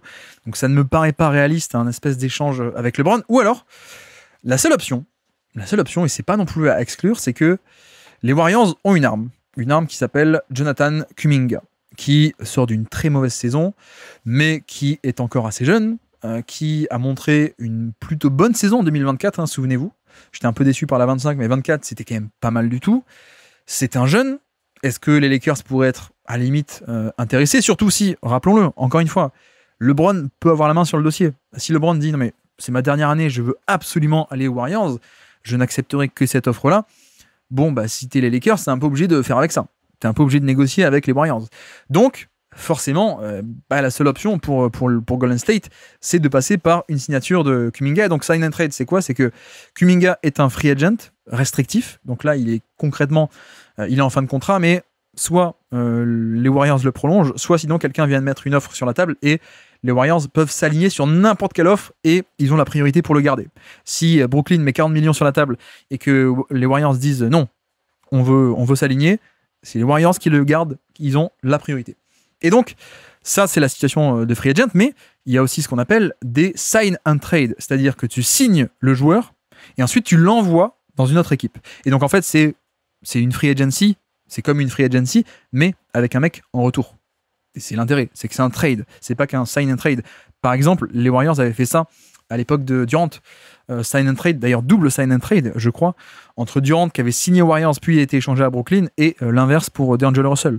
Donc en fait, on sait qu'on va perdre un mec, donc autant faire un sign and trade et comme ça, ça reste un échange, donc on a une petite contrepartie. Et donc là, la contrepartie, ça pourrait être LeBron. Donc LeBron qui fait le chemin inverse vers Golden State. Et donc, il faudrait une belle somme côté Kuminga, donc autour des 20, 25 millions, peut-être 30. Le truc, c'est qu'il ne les vaut pas. Mais c'est pas grave. Enfin, c'est pas grave. L'idée, ce serait de le prolonger à une grosse somme. Comme ça te fait une cartouche pour un échange. C'est-à-dire que comme ça, les Lakers, ils pourront avoir ce truc de ok, sportivement, à court terme, c'est un peu nul, mais on peut le réchanger en février ou l'été prochain avec un asset, avec un jeune, avec un tour de draft. On l'échange et le fait qu'il soit payé 30 millions fait que on peut, par exemple, échanger Kuminga plus un pick non protégé, donc un truc qui a beaucoup de valeur. Ça, tu l'échanges à Brooklyn contre Claxton. Et cet échange est rendu possible parce que Kuminga est entre guillemets surpayé et que c'est un gros contrat. Donc il y a un intérêt à faire ça. Il y a un intérêt à donner un gros contrat à Kuminga. Et pour te protéger, ce que tu peux faire, c'est aussi lui donner un contrat court. Comme ça, c'est pas trop risqué non plus. C'est-à-dire que dans le cas où tu n'arrives pas à l'échanger, c'est pas non plus, tu vas pas le payer pendant 5 ans où tu vas te traîner ce boulet-là. Non, c'est un truc qu'on voit assez régulièrement, des prolongations de jeunes un peu surpayés. On te donne plus d'argent et un contrat court. Évidemment, je n'ai pas en tête qui est-ce que... Bah si, Bruce Brown, c'était un peu ça. Bruce Brown à Indiana, KCP, Orlando, c'est un peu ça. On a vu légèrement surpayé, mais contrat court, comme ça, hop, toi, tu as ton argent, et en plus, nous, on peut t'échanger, parce que contrat court, c'est plus facile à échanger, etc., etc. Donc ça tournerait autour de Kuminga avec une grosse somme, autour des 20-25 millions. Je pense, au passage, que c'est ce qu'il devrait avoir aux Warriors, s'il ne va pas aux Lakers, mais voilà. Fin de la parenthèse. Donc Kuminga plus un Moody, Moses Moody, qui serait très cool à récupérer pour les Lakers, puisqu'il est à 11 millions sur 3 ans, plus Buddy Hield à 9 millions, qui permettrait de compléter cet équilibre des salaires, et ça passe. Donc, c'est techniquement pas impossible. Ce n'est pas impossible. Ça peut être fait. Après, quelle serait la pertinence? Quelle serait la pertinence d'avoir 3 méga salaires plus Draymond, qui heureusement est pas trop cher, mais c'est quand même un autre gros salaire. C'est quoi le reste de l'effectif, quoi? C'est Curry, LeBron, Butler, Draymond, et ensuite il faut arriver à construire un peu le supporting cast. Donc c'est-à-dire il y a Podziemski qui est pas là, et qui est encore un contrat rookie, donc ça c'est bien. Quinton Post, d'accord. Guy Santos, vous voyez qu'on est déjà à Guy Santos, quoi. c'est pas génial. J'ai pas en tête, est-ce qu'ils ont drafté des mecs, je crois deuxième tour, peut-être ils ont dû drafter des mecs deuxième tour, je ne sais plus exactement. Oui, après tu peux signer des contrats minimum. Ça c'est vrai aussi que quand tu as une équipe un peu comme ça, un peu attirante avec des free agents, les mecs viennent. Comme à l'époque de Miami, du Big Three à Miami, les mecs ont pris toute la place, Wade, LeBron et Bosh, et on s'est dit mais comment ils vont faire pour compléter l'effectif? Il y avait eu une quantité de contrats minimum vétérans qui étaient venus parce que c'est cool d'être un vétéran, t'es pas beaucoup payé, mais tu joues avec le Big Three à Miami et t'as une vraie chance de titre, etc., etc. Donc c'est pas impossible, mais il faut que les Lakers acceptent ou fassent un contrat avec Kuminga. En un sens, si LeBron veut vraiment forcer un trade et aurait une destination favorite, je pense que les Cavs, pour le côté romantique, mais c'est pas possible, et je pense que les Cavs ne seront pas réceptifs. Je pense que Houston est un peu le truc secret qui peut être très très cool, qui n'est pas trop coûteux pour les Rockets, d'accord. Plus jouer avec Durant, c'est intéressant. Et non, mais les Warriors, c'est un peu, c'est ce qui semblerait le plus logique. On connaît les envies de LeBron de finir, ou en tout cas de jouer un jour avec Curry, plus le lien aussi avec Draymond Green et Rich Paul, qui est aussi l'agent de Draymond Green, Clutch Sport, etc., etc. Les liens sont assez évidents. Maintenant, la question, c'est est-ce que Golden State va faire ce pari-là? Parce que là, c'est le vrai dernier all-in. Je pense que si tu fais pas ce truc-là, tu as peut-être encore 2, 3, 4 ans de très bon niveau pour la fin de cycle avec Curry, grâce au trade de Butler. Curry, Butler, Draymond, je pense que tu as au moins 2-3 ans de sûr et peut-être même 4 ans de bon niveau. Donc ça, c'est bien. Par contre, si tu fais LeBron, la fenêtre, elle se rétrécit. Je pense qu'elle se rétrécit un peu, mais peut-être qu'elle s'améliore aussi. Franchement, ce serait quand même assez fun à voir. C'est-à-dire, non seulement les deux meilleurs joueurs de leur génération, quoique c'est même pas la même génération, mais Curry plus LeBron, je pense que ce serait génial. Plus le fait que tu as aussi les deux meilleurs cerveaux de NBA ensemble, quasiment, avec Draymond et LeBron. Non, je suis pas ironique. Je parlais de cerveau défensif avec Draymond et cerveau offensif avec LeBron. Je précise parce que c'était pas une moquerie, genre il est bête, Draymond. Non, je suis sérieux quand je parle de QI basket de Draymond. Non, mais ça serait très fun. Ça serait extrêmement fun. Est-ce que c'est cohérent? Est-ce que surtout c'est raisonnable pour les Warriors? Je sais pas. En même temps, c'est fun parce que c'est pas raisonnable. Est-ce que tu es prêt à sacrifier 27-28 de Curry pour cette belle histoire ou pour... je ne sais pas. Après, pourquoi pas. Pour le coup, j'ai pas de mal à voir un peu LeBron jouer une dernière année. Si ça se passe bien ou pas si mal que ça, je peux aussi voir LeBron dire allez, désolé Savannah, je fais une dernière année, je rempile pour 27. Mais bon, ça complique quand même les possibilités de renforcer l'effectif, aller chercher des 3&D, aller chercher un supporting cast en fait. Donc voilà, je présente, l'option est là. Je suis pas sûr qu'elle soit probable. Je serais content si ça arrive, mais je suis pas sûr qu'elle soit probable. Et je pense que plutôt on va se diriger vers LeBron, pas aux Warriors, mais plutôt, là je maintiens tout de même ce que j'ai dit sur Kuminga. Je pense que si Kuminga ça se fait pas via un sign and trade quelque part, et ou pour LeBron, ça pourra se faire aux Warriors. Le côté, je re-signe un gros contrat, mais court terme, comme ça. Il y a le principe de rétention de valeur qui est important, et donc en fait les Warriors peuvent pas se permettre de le laisser partir. Les Warriors peuvent pas le laisser free agent quelque part. Alors sauf si Brooklyn met un max, là tu te dis bon max c'est beaucoup, maximum contrat max c'est quand même beaucoup, on pourra pas le rééchanger. Mais souvenez-vous, alors peut-être que vous vous souvenez ou je ne sais pas, on avait parlé de ça. On avait parlé en février sur le trade de Butler. On avait dit le point clé de la suite du cycle de Butler, c'est ça, c'est Kuminga. Soit il est bon, soit sinon faire un sign and trade cet été, soit le prolonger pour ensuite garder sa valeur. Alors que si tu le laisses partir, en fait, t'as pas d'espace. Tu le laisses partir, mais t'as pas du tout d'argent pour signer quelqu'un d'autre à la place. Donc dépasser le salary cap et donc se créer de la valeur comme ça, grâce à la prolongation de Kuminga, parce que c'est un joueur que t'as drafté, tu as ses droits, t'as le droit de dépasser le cap en le prolongeant, alors que tu peux pas signer de nulle part un mec à 30 millions, genre Aaron Gordon, non, tu peux pas. Donc voilà, je pense que c'est aussi l'option qui va être privilégiée par les Warriors de ceci, mais voilà, je vais pas refaire le podcast de février à ce propos, on en reparlera, je pense. Mais ouais, ça m'amuserait beaucoup. Ce serait quand même assez rigolo. Bref, Boston, autre option Boston, je peux les faire rapidement, vu qu'on parle d'équipe d'élite. Boston, ça peut passer en contrat sec avec Jaylen Brown. Brown qui est aussi à plus de 50 millions. Ça peut passer. Pour les Lakers, évidemment, c'est cool. T'as un mec qui veut partir. Si il veut partir, on est dans ce cas-là, je rappelle depuis le début. Mais tu récupères un mec qui est un ailier qui est pas parfait, mais qui est quand même beaucoup plus jeune, qui est assez bon, qui est sur 4 ans en plus le contrat. Donc ça c'est bien, mais il y a quand même de nuances. C'est-à-dire que Boston n'a aucun intérêt à faire ça, parce que le seul intérêt d'échanger Jaylen Brown, c'est de dégraisser. Parce que sinon, je pense qu'ils veulent le garder. Ils veulent garder le noyau dur. Le seul scénario où ils accepteraient d'échanger Jaylen Brown, ce serait pour dire on dégraisse, on repasse sous le premier apron, ou même sous la taxe carrément, et comme ça on arrête de payer, etc., etc. Alors que là, si tu récupères le Brown à 50 millions, ça n'a aucun intérêt, tu échanges 50 contre 50. Donc juste, tu échanges un jeune contre un vieux de 1 an de contrat. Donc ça n'a pas d'intérêt pour Boston, et ça n'a pas non plus d'intérêt pour lui, puisque Tatum sera pas là. Donc le côté une dernière année à jouer le titre, bah non, ce sera pas en 26 à Boston en tout cas. Donc Boston, je sais que certains se posaient la question, j'ai vu deux, trois tweets, donc j'en parle, hop, on peut effacer, on peut éliminer rapidement. Ok, ici non plus. Bon, je vais prendre le risque de ne pas en parler du tout, mais ok, ici non plus, je ne pense pas. Denver, le cas est intéressant. Denver, ce serait l'idée d'avoir LeBron à côté de Jokic, évidemment, ça pourrait être cool. Et le trade en place, ça pourrait être Jamal Murray, qui est à 46, plus Zekenaji, qui est à 8 ou 10 millions, je ne sais plus.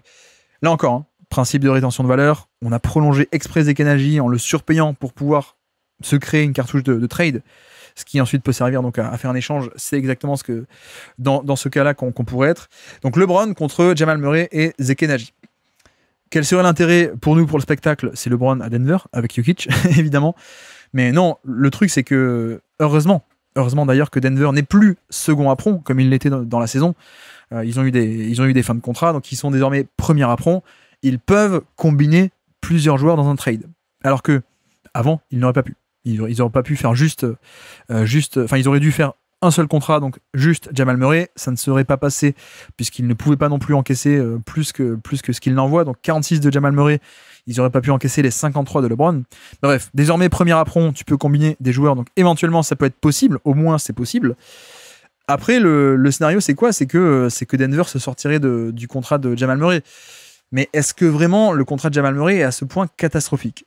Je pense qu'il est peut-être pas top.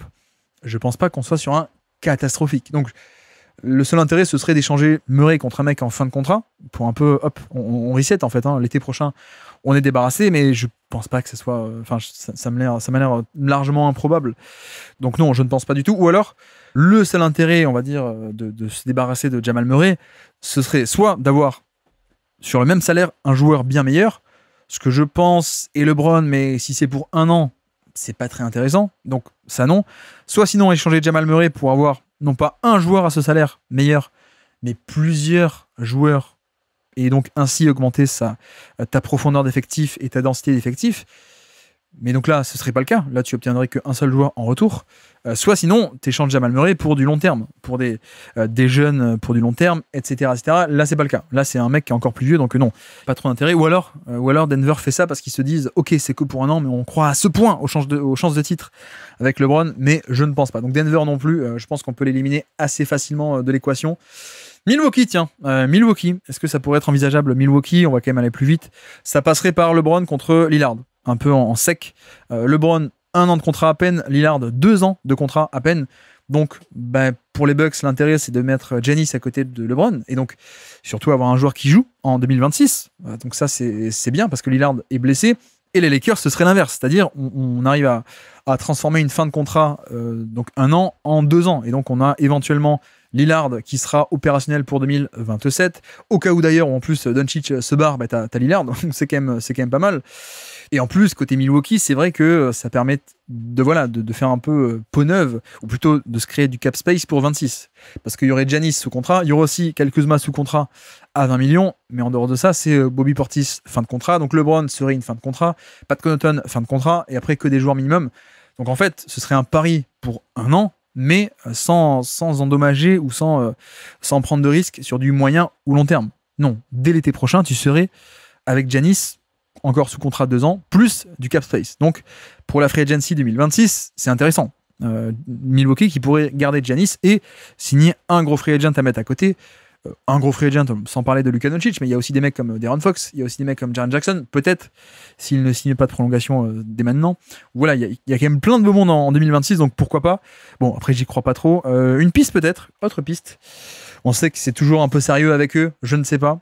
Nos amis des New York Knicks, est-ce que, on parlait un peu de romantisme, ne serait-elle pas là, la belle histoire? La belle histoire des Knicks qui avait courtisé LeBron James pour sa grosse free agency 2010, The Decision. Les Knicks qui avaient mis le paquet sur LeBron, sur Wade, sur Bosh. Finalement, ils n'avaient eu aucun. D'ailleurs, je crois même que j'avais entendu l'anecdote, je ne sais pas si vous la connaissez, mais ils avaient fait enregistrer une vidéo à James Gandolfini, l'acteur des Sopranos qui fait Tony Soprano, donc de New York à New Jersey, etc. Ils avaient fait enregistrer un truc qui n'est jamais sorti, malheureusement. Donc je ne sais pas si c'est vrai ou pas. Mais il paraîtrait que à la Free Agency 2010, il y avait dans la présentation, dans le pitch pour LeBron, pour qu'il rejoigne New York, il y avait une vidéo de James Gandolfini qui incarnait Tony Soprano, dans la vidéo y compris, en mode, enfin je sais pas, un truc rigolo, je ne sais pas, mais bref, voilà pour l'anecdote. Mais non, les Knicks on peut se poser la question parce que c'est New York, parce que ce front office est quand même très très agressif, on l'a bien vu. Et comment est-ce que ça pourrait se faire? Il y a plusieurs façons. Premièrement, contre Kat, un peu en contrat sec, en échange sec, ça passe. Mais est-ce que tu as envie de faire ça ou pas? Je ne sais pas, sachant que Kat, alors attendez, mince, j'ai oublié de noter. Towns n'est pas du tout en fin de contrat. En effet, il lui reste 3 ans à 53 millions. Donc, il y a aussi cette idée peut-être de dire, bon, on fait LeBron, parce que c'est cool, parce que c'est LeBron, parce que c'est la belle histoire, et parce qu'en plus, si on le fait, peut-être que la NBA va nous aider un peu à finir la belle histoire. Donc un titre aux Knicks pour la fin de LeBron. Mais plus sérieusement, il y aurait peut-être un peu ce truc de, bon, on l'adore, il est extrêmement précieux, mais bon, tant qu'à faire, c'est un joueur imparfait qui a aussi beaucoup de compromis. Peut-être que c'est un peu trop compliqué de construire avec Towns, et surtout avec 2 maillons faibles. Donc on a déjà Brunson qui est le maillon faible défensif de l'équipe. Avec 1 déjà c'est compliqué en playoff, alors peut-être que 2 on a vu que c'était trop compliqué. Donc peut-être un peu faire ça pour échanger Towns contre LeBron, sachant que LeBron sera free agent l'an prochain, donc fin de contrat. Et donc en fait tu nettoies un peu le salary cap en mode on fait 1 an avec LeBron et en plus on est bien positionné pour la free agency 2026. C'est là où en fait tout est un peu lié, vous comprenez hein, depuis le début je répète, mais on pourrait avoir une très très belle Free Agency 2026 l'été prochain avec plein de très gros noms sur le marché. Et donc là où c'est lié au dossier LeBron, c'est que pour pas mal d'équipes, notamment de très bonnes équipes, c'est moins dérangeant de prendre LeBron parce qu'il a aussi cette valeur, paradoxalement, et j'aurais jamais pensé dire ça de ma vie de LeBron, mais il a aussi cette valeur au-delà du sportif de contrat expirant. C'est un peu fou de dire ça, mais oui, il y a aussi cette valeur de contrat expirant. Donc ça pourrait être ça le raisonnement en tout cas, de dire bon, c'est trop. 2 maillons faibles, c'est trop. On adore Towns, mais ça peut pas marcher en plus de Brunson et on priorise peut-être plutôt Brunson.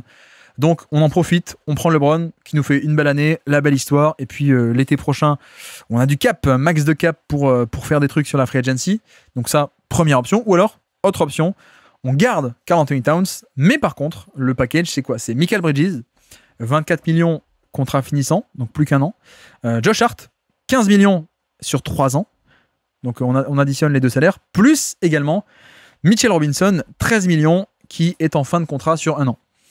Donc, grosso modo, la deuxième option, c'est on garde Towns, mais on sacrifie une bonne partie, en tout cas, du noyau dur. Et c'est vrai que voilà, tu perds 2 ailiers extrêmement importants avec Mikal Bridges et Josh Hart. Bon, c'est pour LeBron, donc il y en a un qui revient en retour. Mais ouais, c'est quand même assez coûteux. Plus, tu perds aussi ton backup pivot qui est Mitchell Robinson. Donc je sais pas à quel point c'est plus tentant ça plutôt que le fait d'échanger Towns. Parce que là on sait que Thibodeau, quoique Thibodeau est plus là. Thibodeau faisait jouer beaucoup ses mecs et on voyait que la rotation était quand même assez resserrée. Mais là si tu fais ça, il te reste Brunson, Anunoby, Towns, LeBron en numéro 4. Et c'est qui le 5? C'est McBride, le 5e. Ça fait quand même assez short.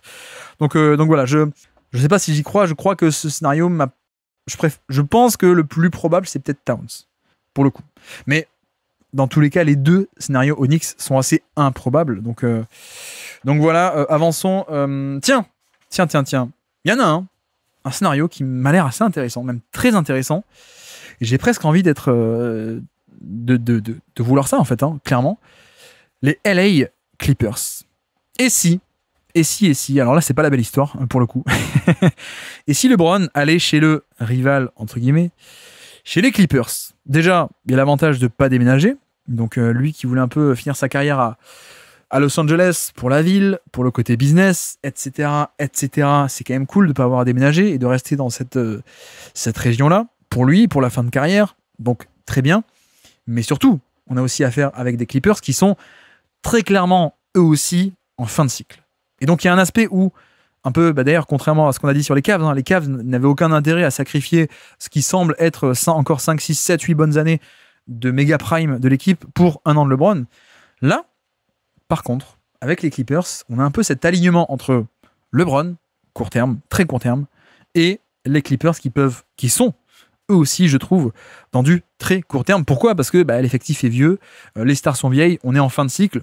On pensait que ça aurait pu, d'ailleurs, il y avait un scénario totalement probable où tout aurait pu déjà être fini, c'est-à-dire ça ne marchait pas en 2025. Harden était free agent, il aurait pu être free agent, pas prendre son option et partir. On échangeait Kawhi à qui il reste 2 ans de contrat cet été. Ça aurait pu déjà exploser cet été. En l'occurrence, ça s'est bien passé, donc allez, on repart pour une année 2026 aux Clippers. Et donc en fait, je le dis vraiment, vraiment sérieusement, je pense que la piste est quand même assez intéressante. Je ne sais pas si LeBron a envie. Je pense que LeBron, lui, est plutôt en mode soit jouer avec Kevin Durant, soit jouer avec Curry. Mais rappelons aussi que Chris Paul a dit qu'il voulait jouer à Los Angeles. Est-ce que, à tout hasard, on pourrait pas signer LeBron et LeBron, tu peux pas jouer avec Curry, c'est dommage, tant pis. Par contre, tu peux aussi réaliser ton rêve encore plus vieux, puisqu'il connaît le Chris Paul depuis avant Curry, le rêve encore plus vieux de jouer enfin avec Chris Paul. Vous voyez que je vous le vends bien, pour le coup. Je le vends bien. Non mais, en plus, le trade, ce serait quoi ? Ce serait LeBron, ok, plus Norman Powell qui est à 20 millions, mais contrat finissant. Donc voilà. Bogdanovic qui est à 16 millions sur 2 ans. Donc c'est pas non plus tant que ça. Plus, heureusement qu'il est là, c'est peut-être lui qui va tout déverrouiller. Mais souvenez-vous, les Clippers avaient fait venir Drew Eubanks en février. Eubanks est à 5 millions. Et heureusement que c'est là, parce que ça peut permettre le trade de LeBron James aux Clippers, ce serait quand même cool. Donc 20 de Powell, 5 de Eubanks qui est en fin de contrat, donc 1 an, 5 millions. Bogdanovic, pas Boyan, d'ailleurs Boyan a pris sa retraite, bon vent, excellent joueur. Bogdan qui est à 16 millions, plus il faudrait aussi compléter avec un petit contrat à 2 millions, de 3 millions, donc genre Jordan Miller, le jeune, très jeune joueur des Clippers. Et ça passe. Et ça j'achète, enfin quoique si, et ça j'achète aussi, pour citer quelqu'un de connu. Mais non, ça passe. En vérité, je suis assez séduit. Parce que, vraiment, je le répète, mais il y a cet alignement des cycles, et donc en fait, le fait de faire un all-in, un vrai all-in très court terme, presque ça colle, quoi. Avec Kawhi Leonard, plus James Harden qui vient de re-signer, plus LeBron James, et, je ne l'ai pas dit, mais vous avez bien vu qu'on a sacrifié aucune des pièces importantes. Alors, Powell, d'accord, mais Powell est remplacé par LeBron. Et donc, Kawhi, LeBron, Harden, Zubac est encore là. On l'a pas sacrifié. Derrick Jones Jr. est encore là. On l'a pas sacrifié. Chris Dunn est encore là. On ne l'a pas sacrifié. Et même Nicolas Batum, on a appris qu'il n'a pas pris son option, mais il pourrait re-signer aux Clippers, et peut-être même d'ailleurs au minimum. Donc, pour le coup, s'il signe au minimum, ça, tu peux le faire tout le temps et partout. Alors, peut-être pas de deuxième apron, quoique j'ai un doute, mais minimum, voilà. Même si t'as pas de cap space, tu peux toujours signer des contrats minimum. Donc, vous avez vu que c'est quand même pas mal. Plus, d'ailleurs, on peut aussi rajouter, pourquoi pas, un ou deux free agents très vétérans qui viendraient un peu faire un contrat minimum, un peu comme on a eu à l'époque de Miami. On avait des mecs qui venaient prendre des minimums, alors que, voilà, tu te dis, mais il n'y a pas la place, et en fait, si les mecs venaient, franchement, une équipe LeBron, Kawhi, Harden, Zubac, qui est encore là, Jones, Chris Dunn, Batum, t'as un peu moins de profondeur, mais c'est pas comme les Knicks, quoi. Les Knicks, si t'envoies Michael Bridges, Josh Hart et Robinson, il n'y a plus rien. Là, franchement, t'as quand même une belle équipe. Et t'as encore un noyau dur de 7-8 joueurs très intéressant. Donc en vrai de vrai, c'est un all-in qui pourrait être totalement compréhensible de la part des Clippers, parce que de toute façon, il y a que ça à jouer. Et on a bien vu aussi au passage, on l'avait un peu prédit, enfin je l'avais un peu annoncé en début de saison dernière, et c'est un peu ce qui s'est passé. C'est-à-dire, oui, l'équipe était géniale défensivement, mais sauf que ça manque de création offensive pour les playoffs. On a vu que ça a été un peu, malheureusement, le truc qui a manqué, et qu'on avait pu voir venir. Bah oui, quand tu perds Paul George, tu passes de 3 stars offensives à 2. Bon, Paul George a été nul aussi aux Sixers, d'accord, mais t'as quand même perdu un créateur majeur que ne pouvait pas être Norman Powell, qui s'est fait blitzer, qui n'avait pas le passing pour punir le blitz de Denver. Bogdan, qui est un bon attaquant, mais qui ne pouvait pas être sur le terrain à cause de la défense, il se faisait chasser par Denver. Donc là, il y a ce côté all-in. Tu rajoutes la création de LeBron, évidemment, génialissime, plus l'aspect de, en fait, on est tous d'accord de toute façon pour que ce soit un dernier tour d'honneur. C'est Kawhi à côté de LeBron. LeBron, fin de contrat l'an prochain. Harden va signer pour 2 ans, mais avec encore une fois le même truc de player option. Donc en fait, il peut très bien être fin de contrat l'an prochain. Kawhi, il lui restera 2 ans. C'est peut-être à ce moment-là que... Pardon. 2 ans. Non. 1 ou 2 ans. Attendez. Non, il lui reste 2 ans actuellement. Donc l'été prochain, il lui restera 1 an de contrat. Peut-être que tu pourras le reprolonger pour l'échanger, ou le rééchanger juste l'été prochain. on a un peu ce cycle assez naturel qui se termine, quoi. Donc, juste rajouter LeBron, et si le coup, c'est juste, il faut que tu payes Norman Powell, qui a fait une top saison, mais qui est quand même sa top saison, elle est moins forte que LeBron à 40 ans, plus aussi Bogdanovic, que tu as eu en Joker, mais qui, on a vu, n'a pas pu avoir un bon impact en playoff. Franchement, c'est pas si cher que ça à payer. Donc, je me dis, si LeBron accepte de pas jouer ni avec Curry, ni avec Durant, peut-être que tu peux la pâter avec ça, ce côté fin de cycle, ce côté rival, en plus, un petit doigt vous avez compris, aux Lakers, qui l'ont pas priorisé. Je sais pas, plus Chris Paul aussi en minimum, qui vient jouer avec LeBron, ça ressemble à un truc intéressant, je pense. Donc voilà. Phoenix non, on est d'accord. Alors Phoenix, ça pourrait passer avec Bradley Beal, qui a 2 ans de contrat, qui a 50 millions, contre LeBron, qui a 50 millions, 1 an de contrat, ça peut passer. Après, quel est l'intérêt? Rappelons que LeBron a quand même la no trade clause, donc il peut aussi dire non, ça m'intéresse pas, et on le comprend. Donc non, aucun intérêt d'aller là-bas, d'aller jouer avec Jalen Green. Alors Booker c'est très bien, mais Jalen Green, un effectif qui est pas complet, qui a pas de pivot, en tout cas pas de pivot confirmé en NBA, etc. Donc Phoenix, on enlève. Spurs, tiens, Spurs c'est intéressant, mais ce ne serait pas pour gagner. Et c'est un peu la déclaration de Rich Paul, c'est de dire on a envie qu'il gagne, quoi. On a envie d'être dans une situation pour to win it all. Je crois que c'est ça la déclaration, donc pour gagner le titre. En l'occurrence, les Spurs, ce ne sera pas le cas. Après, si aucune équipe qui peut être candidat au titre ne propose un truc intéressant, ou que voilà, ça ne se fait pas, reste toujours l'option de en fait, je ne vais pas faire une année compétitive, je vais juste faire une année avec Wemby. Ça peut être marrant. Après, le problème, c'est quoi? C'est que les Spurs, niveau contrat, c'est un peu compliqué de trouver l'argent. T'as pas envie d'échanger Devin Vassell, qui est très jeune et qui a encore un contrat assez long pour 1 an de LeBron? Je ne pense pas.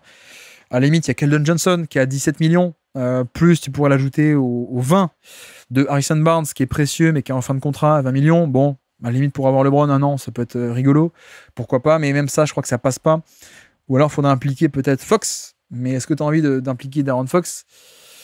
Après, Fox est aussi en fin de contrat. Fox, techniquement, il est à 37 millions sur 1 an. Donc, tu peux te dire, en fait, on fait ce pari-là. On fait 1 an de LeBron. C'est sympa, LeBron plus Wemby. On gagne on gagne pas le titre NBA, mais on gagne les réseaux sociaux. Ça, c'est clair et net. On gagne le Twitter 2000 et le YouTube 2026, peut-être, de NBA. Ça peut être sympa. Et en plus, ce truc de toute façon, on se prépare pour la free agency d'après. Mais je crois que le plan de Fox, c'était aussi de l'avoir pour au cas où, pour le garder long terme. Au cas où tu arrives à choper personne en 26, ou bien tu n'as pas d'autres options qui se présentent, tu as quand même Darren Fox. Tu avais ses droits, donc ça c'était bien aussi d'avoir ses droits puisqu'il est chez toi, donc prolonger c'est plus facile. Voilà, je sais pas, je pense pas que ça soit un peu l'idée des Spurs. À la limite, je pense que échanger Fox pour Giannis, je l'aurais fait. En plus, Giannis était sous contrat pour encore 3 ans. Pour LeBron d'1 an, j'y crois pas trop, j'avoue.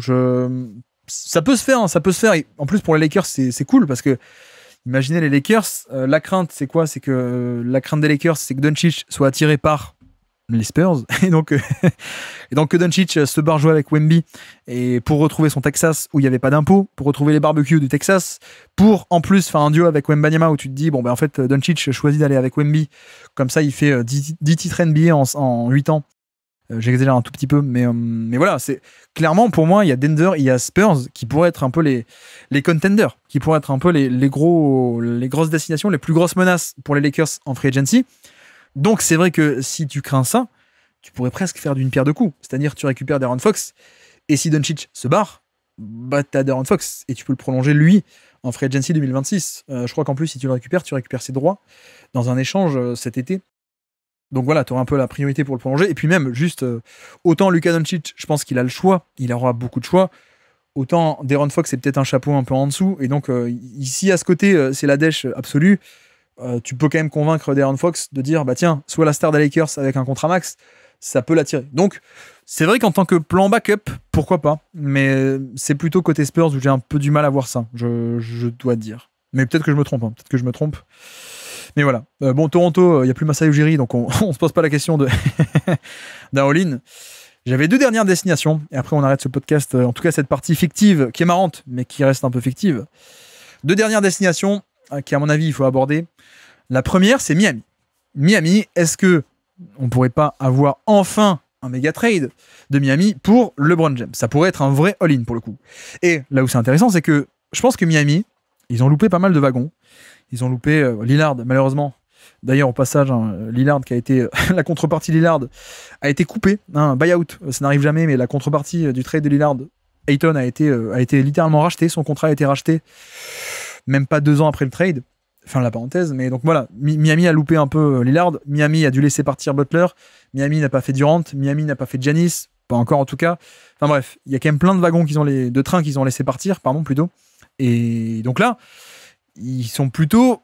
On commence un peu à avoir des rumeurs comme quoi, finalement, ils se prépareraient plutôt à la Free Agency 2026. Ce serait un peu plutôt ça maintenant l'objectif. C'est pour ça qu'on parle de éventuellement se séparer de Wiggins, Andrew Wiggins, qui pourrait être un atout de choix pour une équipe compétitive. Mais si t'as pas Butler plus Lillard plus Bam, ou alors Butler plus Giannis ou Butler plus Durant plus Bam, dans ce cas-là, t'es pas un candidat au titre. Donc, il se dit il se murmure qu'on pourrait échanger Wiggins parce qu'il a 2 ans de contrat. Contre des contrats finissants, évidemment. Et donc, c'est là où l'intérêt de LeBron revient, c'est que ça pourrait être un all-in. Enfin, ça pourrait être... on attire LeBron pour une année, et en plus, ça ne compromet pas nos plans de 2026. Même, ça nous arrange. On utilise un peu LeBron comme un contrat finissant. Donc, en ce sens, ça pourrait avoir un peu de sens. D'autant plus que eux, c'est pas les seuls salaires qu'ils ont. Ils ont aussi du Tyler Herro, qui a 31 millions sur 2 ans. Il y a du Terry Rozier, qui est en fin de contrat. Mais si, pour faire un échange, on peut le faire. Donc 26 millions de Rozier. Donc il y a Wiggins qui a 28 aussi sur 2 ans. Bref, il y a pas mal d'atouts. Comment est-ce qu'on pourrait faire? Est-ce que Herro plus Rozier, ça peut passer? Ça pourrait passer, donc LeBron plus Bronny James plus Shake Milton, les 3 contre Rozier et Herro. Ça passe. Après, le truc, c'est que n'oublions pas la no trade clause. C'est-à-dire que LeBron, il a dit qu'il veut aller dans une équipe qui est forte. Donc en fait, il peut aussi très bien dire non, Miami, c'est une équipe sympa. Mais non, ça m'intéresse pas. C'est pas ce calibre-là d'équipe que je veux. Donc c'est évidemment un obstacle. Et encore plus d'ailleurs, si tu mets Wiggins dans l'échange, pour le coup, c'est que l'équipe est encore moins bonne. C'est-à-dire que t'as même pas Bam plus LeBron plus Wiggins plus je sais pas qui. Non, Wiggins en moins, l'équipe est encore moins bonne, et même dans une conférence Est qui va être plus faible que d'habitude à cause de blessures de Tatum, de Lillard, de Haliburton, même ça, c'est peut-être pas assez bon. Donc je pense que là, pour le coup, Miami, ça se murmure, mais je pense pas que ça soit crédible par rapport à ça. Et puis voilà, il y a aussi le fait que Pat Riley, je suis sûr qu'ils ne sont pas quittés en bon terme. Donc je pense pas Miami. Il y a une dernière destination, qui m'intrigue un peu. Les Sixers, Philadelphie. Est-ce que réellement cette option peut se faire? J'explique un peu le raisonnement. Quelle serait l'idée des Sixers? Ce serait Paul George contre LeBron James. Quel serait l'intérêt? C'est que Paul George, on a vu, est un peu en difficulté. On ne sait pas encore si c'est un déclin physique et un déclin de niveau ou juste s'il a été blessé en 2025. Dans tous les cas, on s'attend à ce que plus le contrat avance, plus on est un Paul George qui ne vaut pas finalement ce contrat. Moi, je défendais un peu le contrat à l'époque, mais en disant tu surpayes clairement, mais tu surpayes pour avoir 2-3 bonnes années, et à la fin, si tu surpayes la 4e, c'est pas grave. Tu aurais eu Paul George, un très bon Paul George pendant 2-3 ans. Or, là, il se trouve que on l'a pas eu. Il a été blessé, il a pas été bon. Et c'est pas quand il aura 38 ans en 2028 qu'il va être bon. Donc, il y aura aussi un intérêt pour les Sixers un peu de réparer cette erreur, entre guillemets, ou ce qui est en train de devenir une erreur plutôt, je préfère le formuler comme ça. Il y aura un intérêt à sortir de ce contrat-là via l'échange pour LeBron, qui sportivement peut t'apporter cette création offensive de demi-terrain et plus, on va dire, plus traditionnelle, parce que Embiid va revenir, d'accord, mais Embiid, c'est pas du pick and roll, c'est pas du porteur de balle, c'est pas du manipulateur de défense. D'ailleurs, Maxey ne l'est pas. Maxey, c'est très cool, porteur de balle, mais pas dans le sens création collective, pick and roll, manipulation de défense de haut niveau en playoff, etc. Donc, l'apport sportif est assez trivial de LeBron aux Sixers. Et en plus, donc, ça permettrait d'obtenir un mec qui est sous contrat 1 an et de se débarrasser du contrat de Paul George. Comme ça, l'an prochain, il n'y a plus LeBron, citer les Sixers, il n'y a plus LeBron, mais il n'y a plus non plus Paul George. Et en plus, je pense qu'il y a moyen que LeBron puisse être convaincu si on te dit, viens être coaché par Nick Nurse avec Embiid, avec Maxey, avec McCain.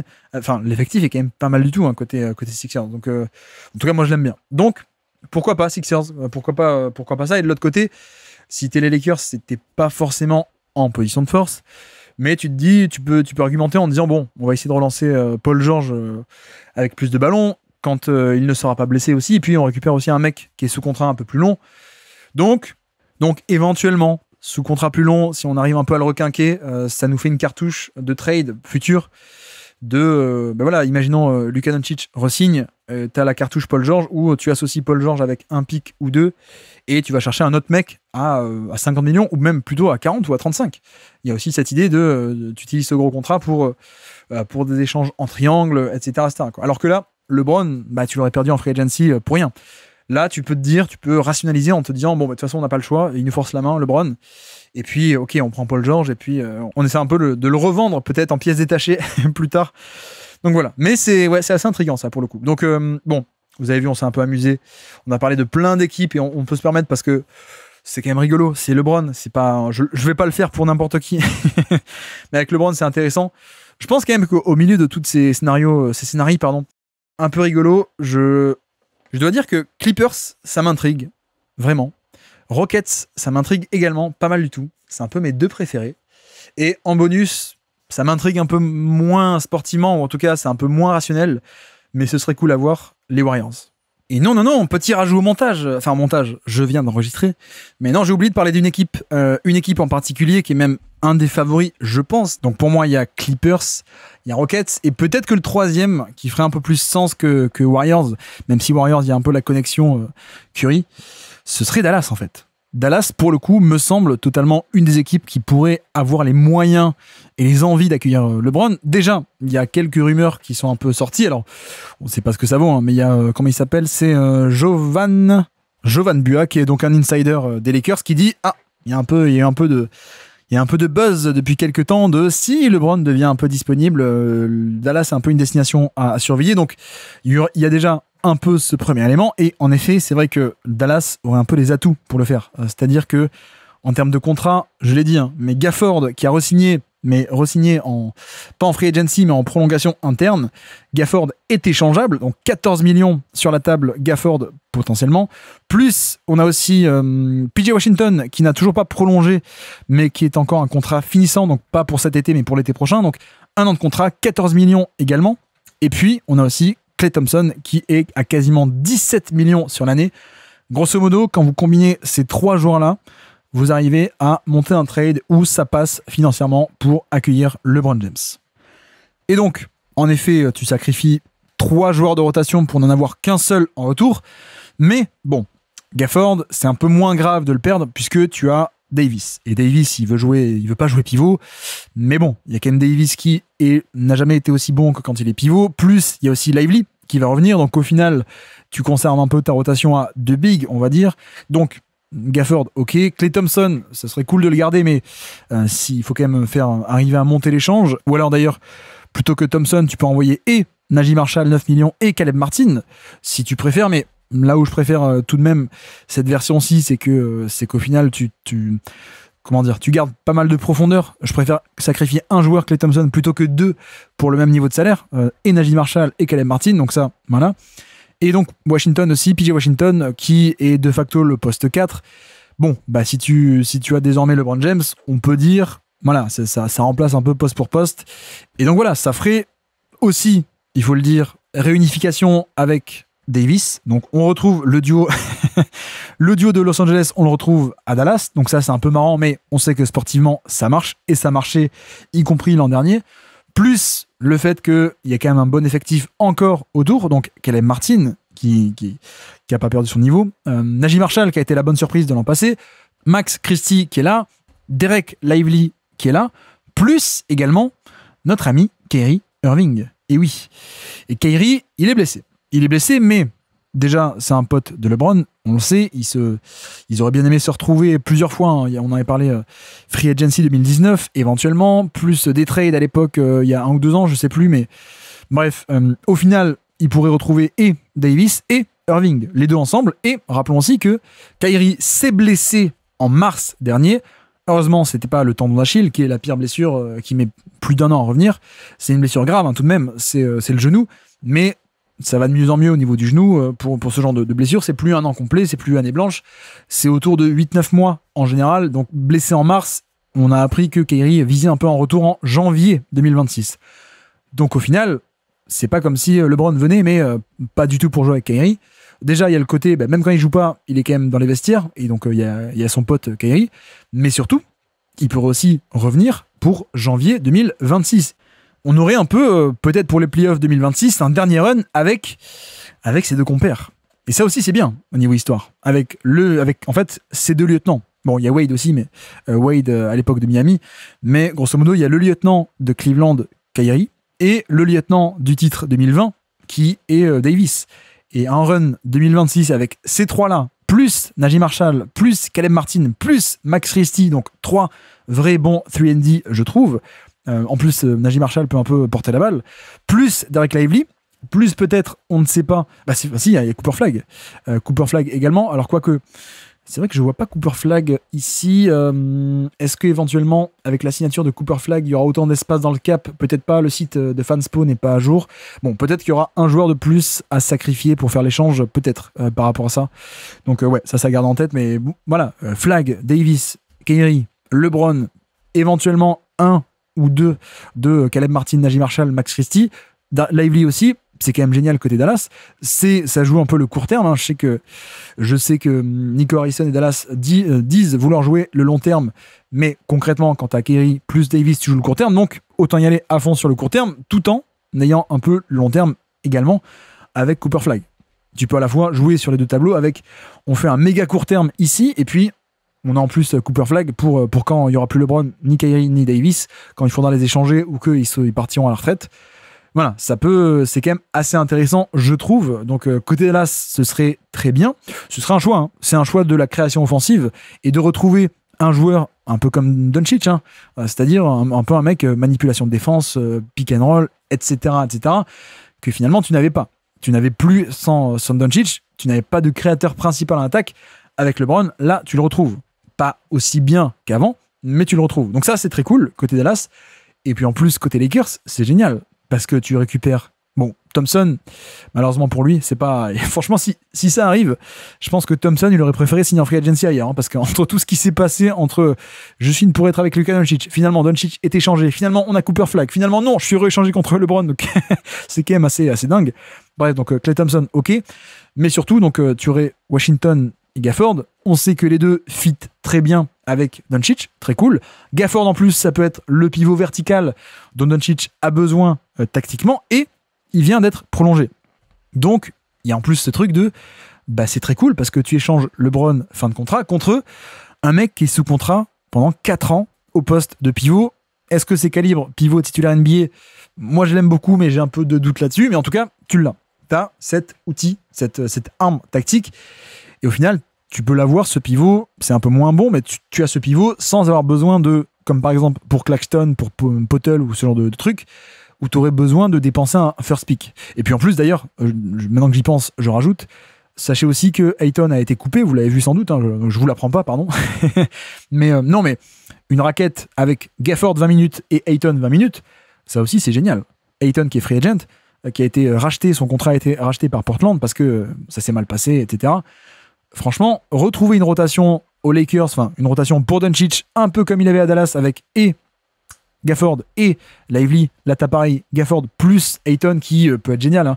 Ayton aussi, c'est un des meilleurs finisseurs de NBA, qui a la verticalité, la longueur de bras et en plus le toucher de balle pour les flotteurs à 3 mètres du panier. Donc ouais, ce serait cool pour LA. Franchement, c'est quand même assez génial. Et là, je pense que ce package-là, il y a quand même moyen de vendre un peu plus, un peu mieux le projet à Doncic, d'autant plus que je ne pense pas qu'il y aura besoin de dépenser des pics. Peut-être même que c'est Dallas qui va mettre un pic ou deux du deuxième tour. Mais ce que je veux dire, c'est que tu as Doncic, Austin Reeves, que tu peux garder ou échanger parce que top valeur, top contrat. Klay Thompson, Gafford, pivot titulaire. Si tu arrives à choper aussi Ayton, si tu arrives à re-signer Finney Smith, quoique je suis pas sûr que tu puisses faire les deux, Finney Smith et Ayton, mais on ne sait pas. Plus les options de trade avec, pour avoir tout ça, tu n'as pas dépensé ton pic 26, 31 ou 32. Donc tu peux même encore faire un autre coup dans la saison pour encore renforcer l'équipe. et arriver en fait à l'été prochain avec une méga équipe qui peut rassurer Doncic et tu le prolonges. Voire même, si tu t'en sors bien, tu fais des trades cet été et en plus tu le prolonges en cours d'année, tu arrives à négocier et Doncic prolonge, non pas l'été prochain, mais un peu en interne, quoi. Prolongation comme on voit actuellement, c'est-à-dire en février, en mars ou même en juin, il signe un méga contrat avec Los Angeles avant même de pouvoir parler avec d'autres équipes. Donc voilà, c'est vrai que j'ai oublié d'en parler, je le rajoute au montage et avant la fin de ce podcast, mais Dallas non seulement a l'air la piste intéressante côté insider, mais en plus ça aurait du sens pour les deux équipes, donc ça a l'air quand même assez sérieux. Donc au final, Curry, ce serait cool, ce serait marrant, en tout cas, plus que cool, ce serait marrant, Curry et LeBron, mais je pense que Houston, Clippers et Dallas, il y a quand même de quoi faire avec 3 pistes vraiment sérieuses à mon avis.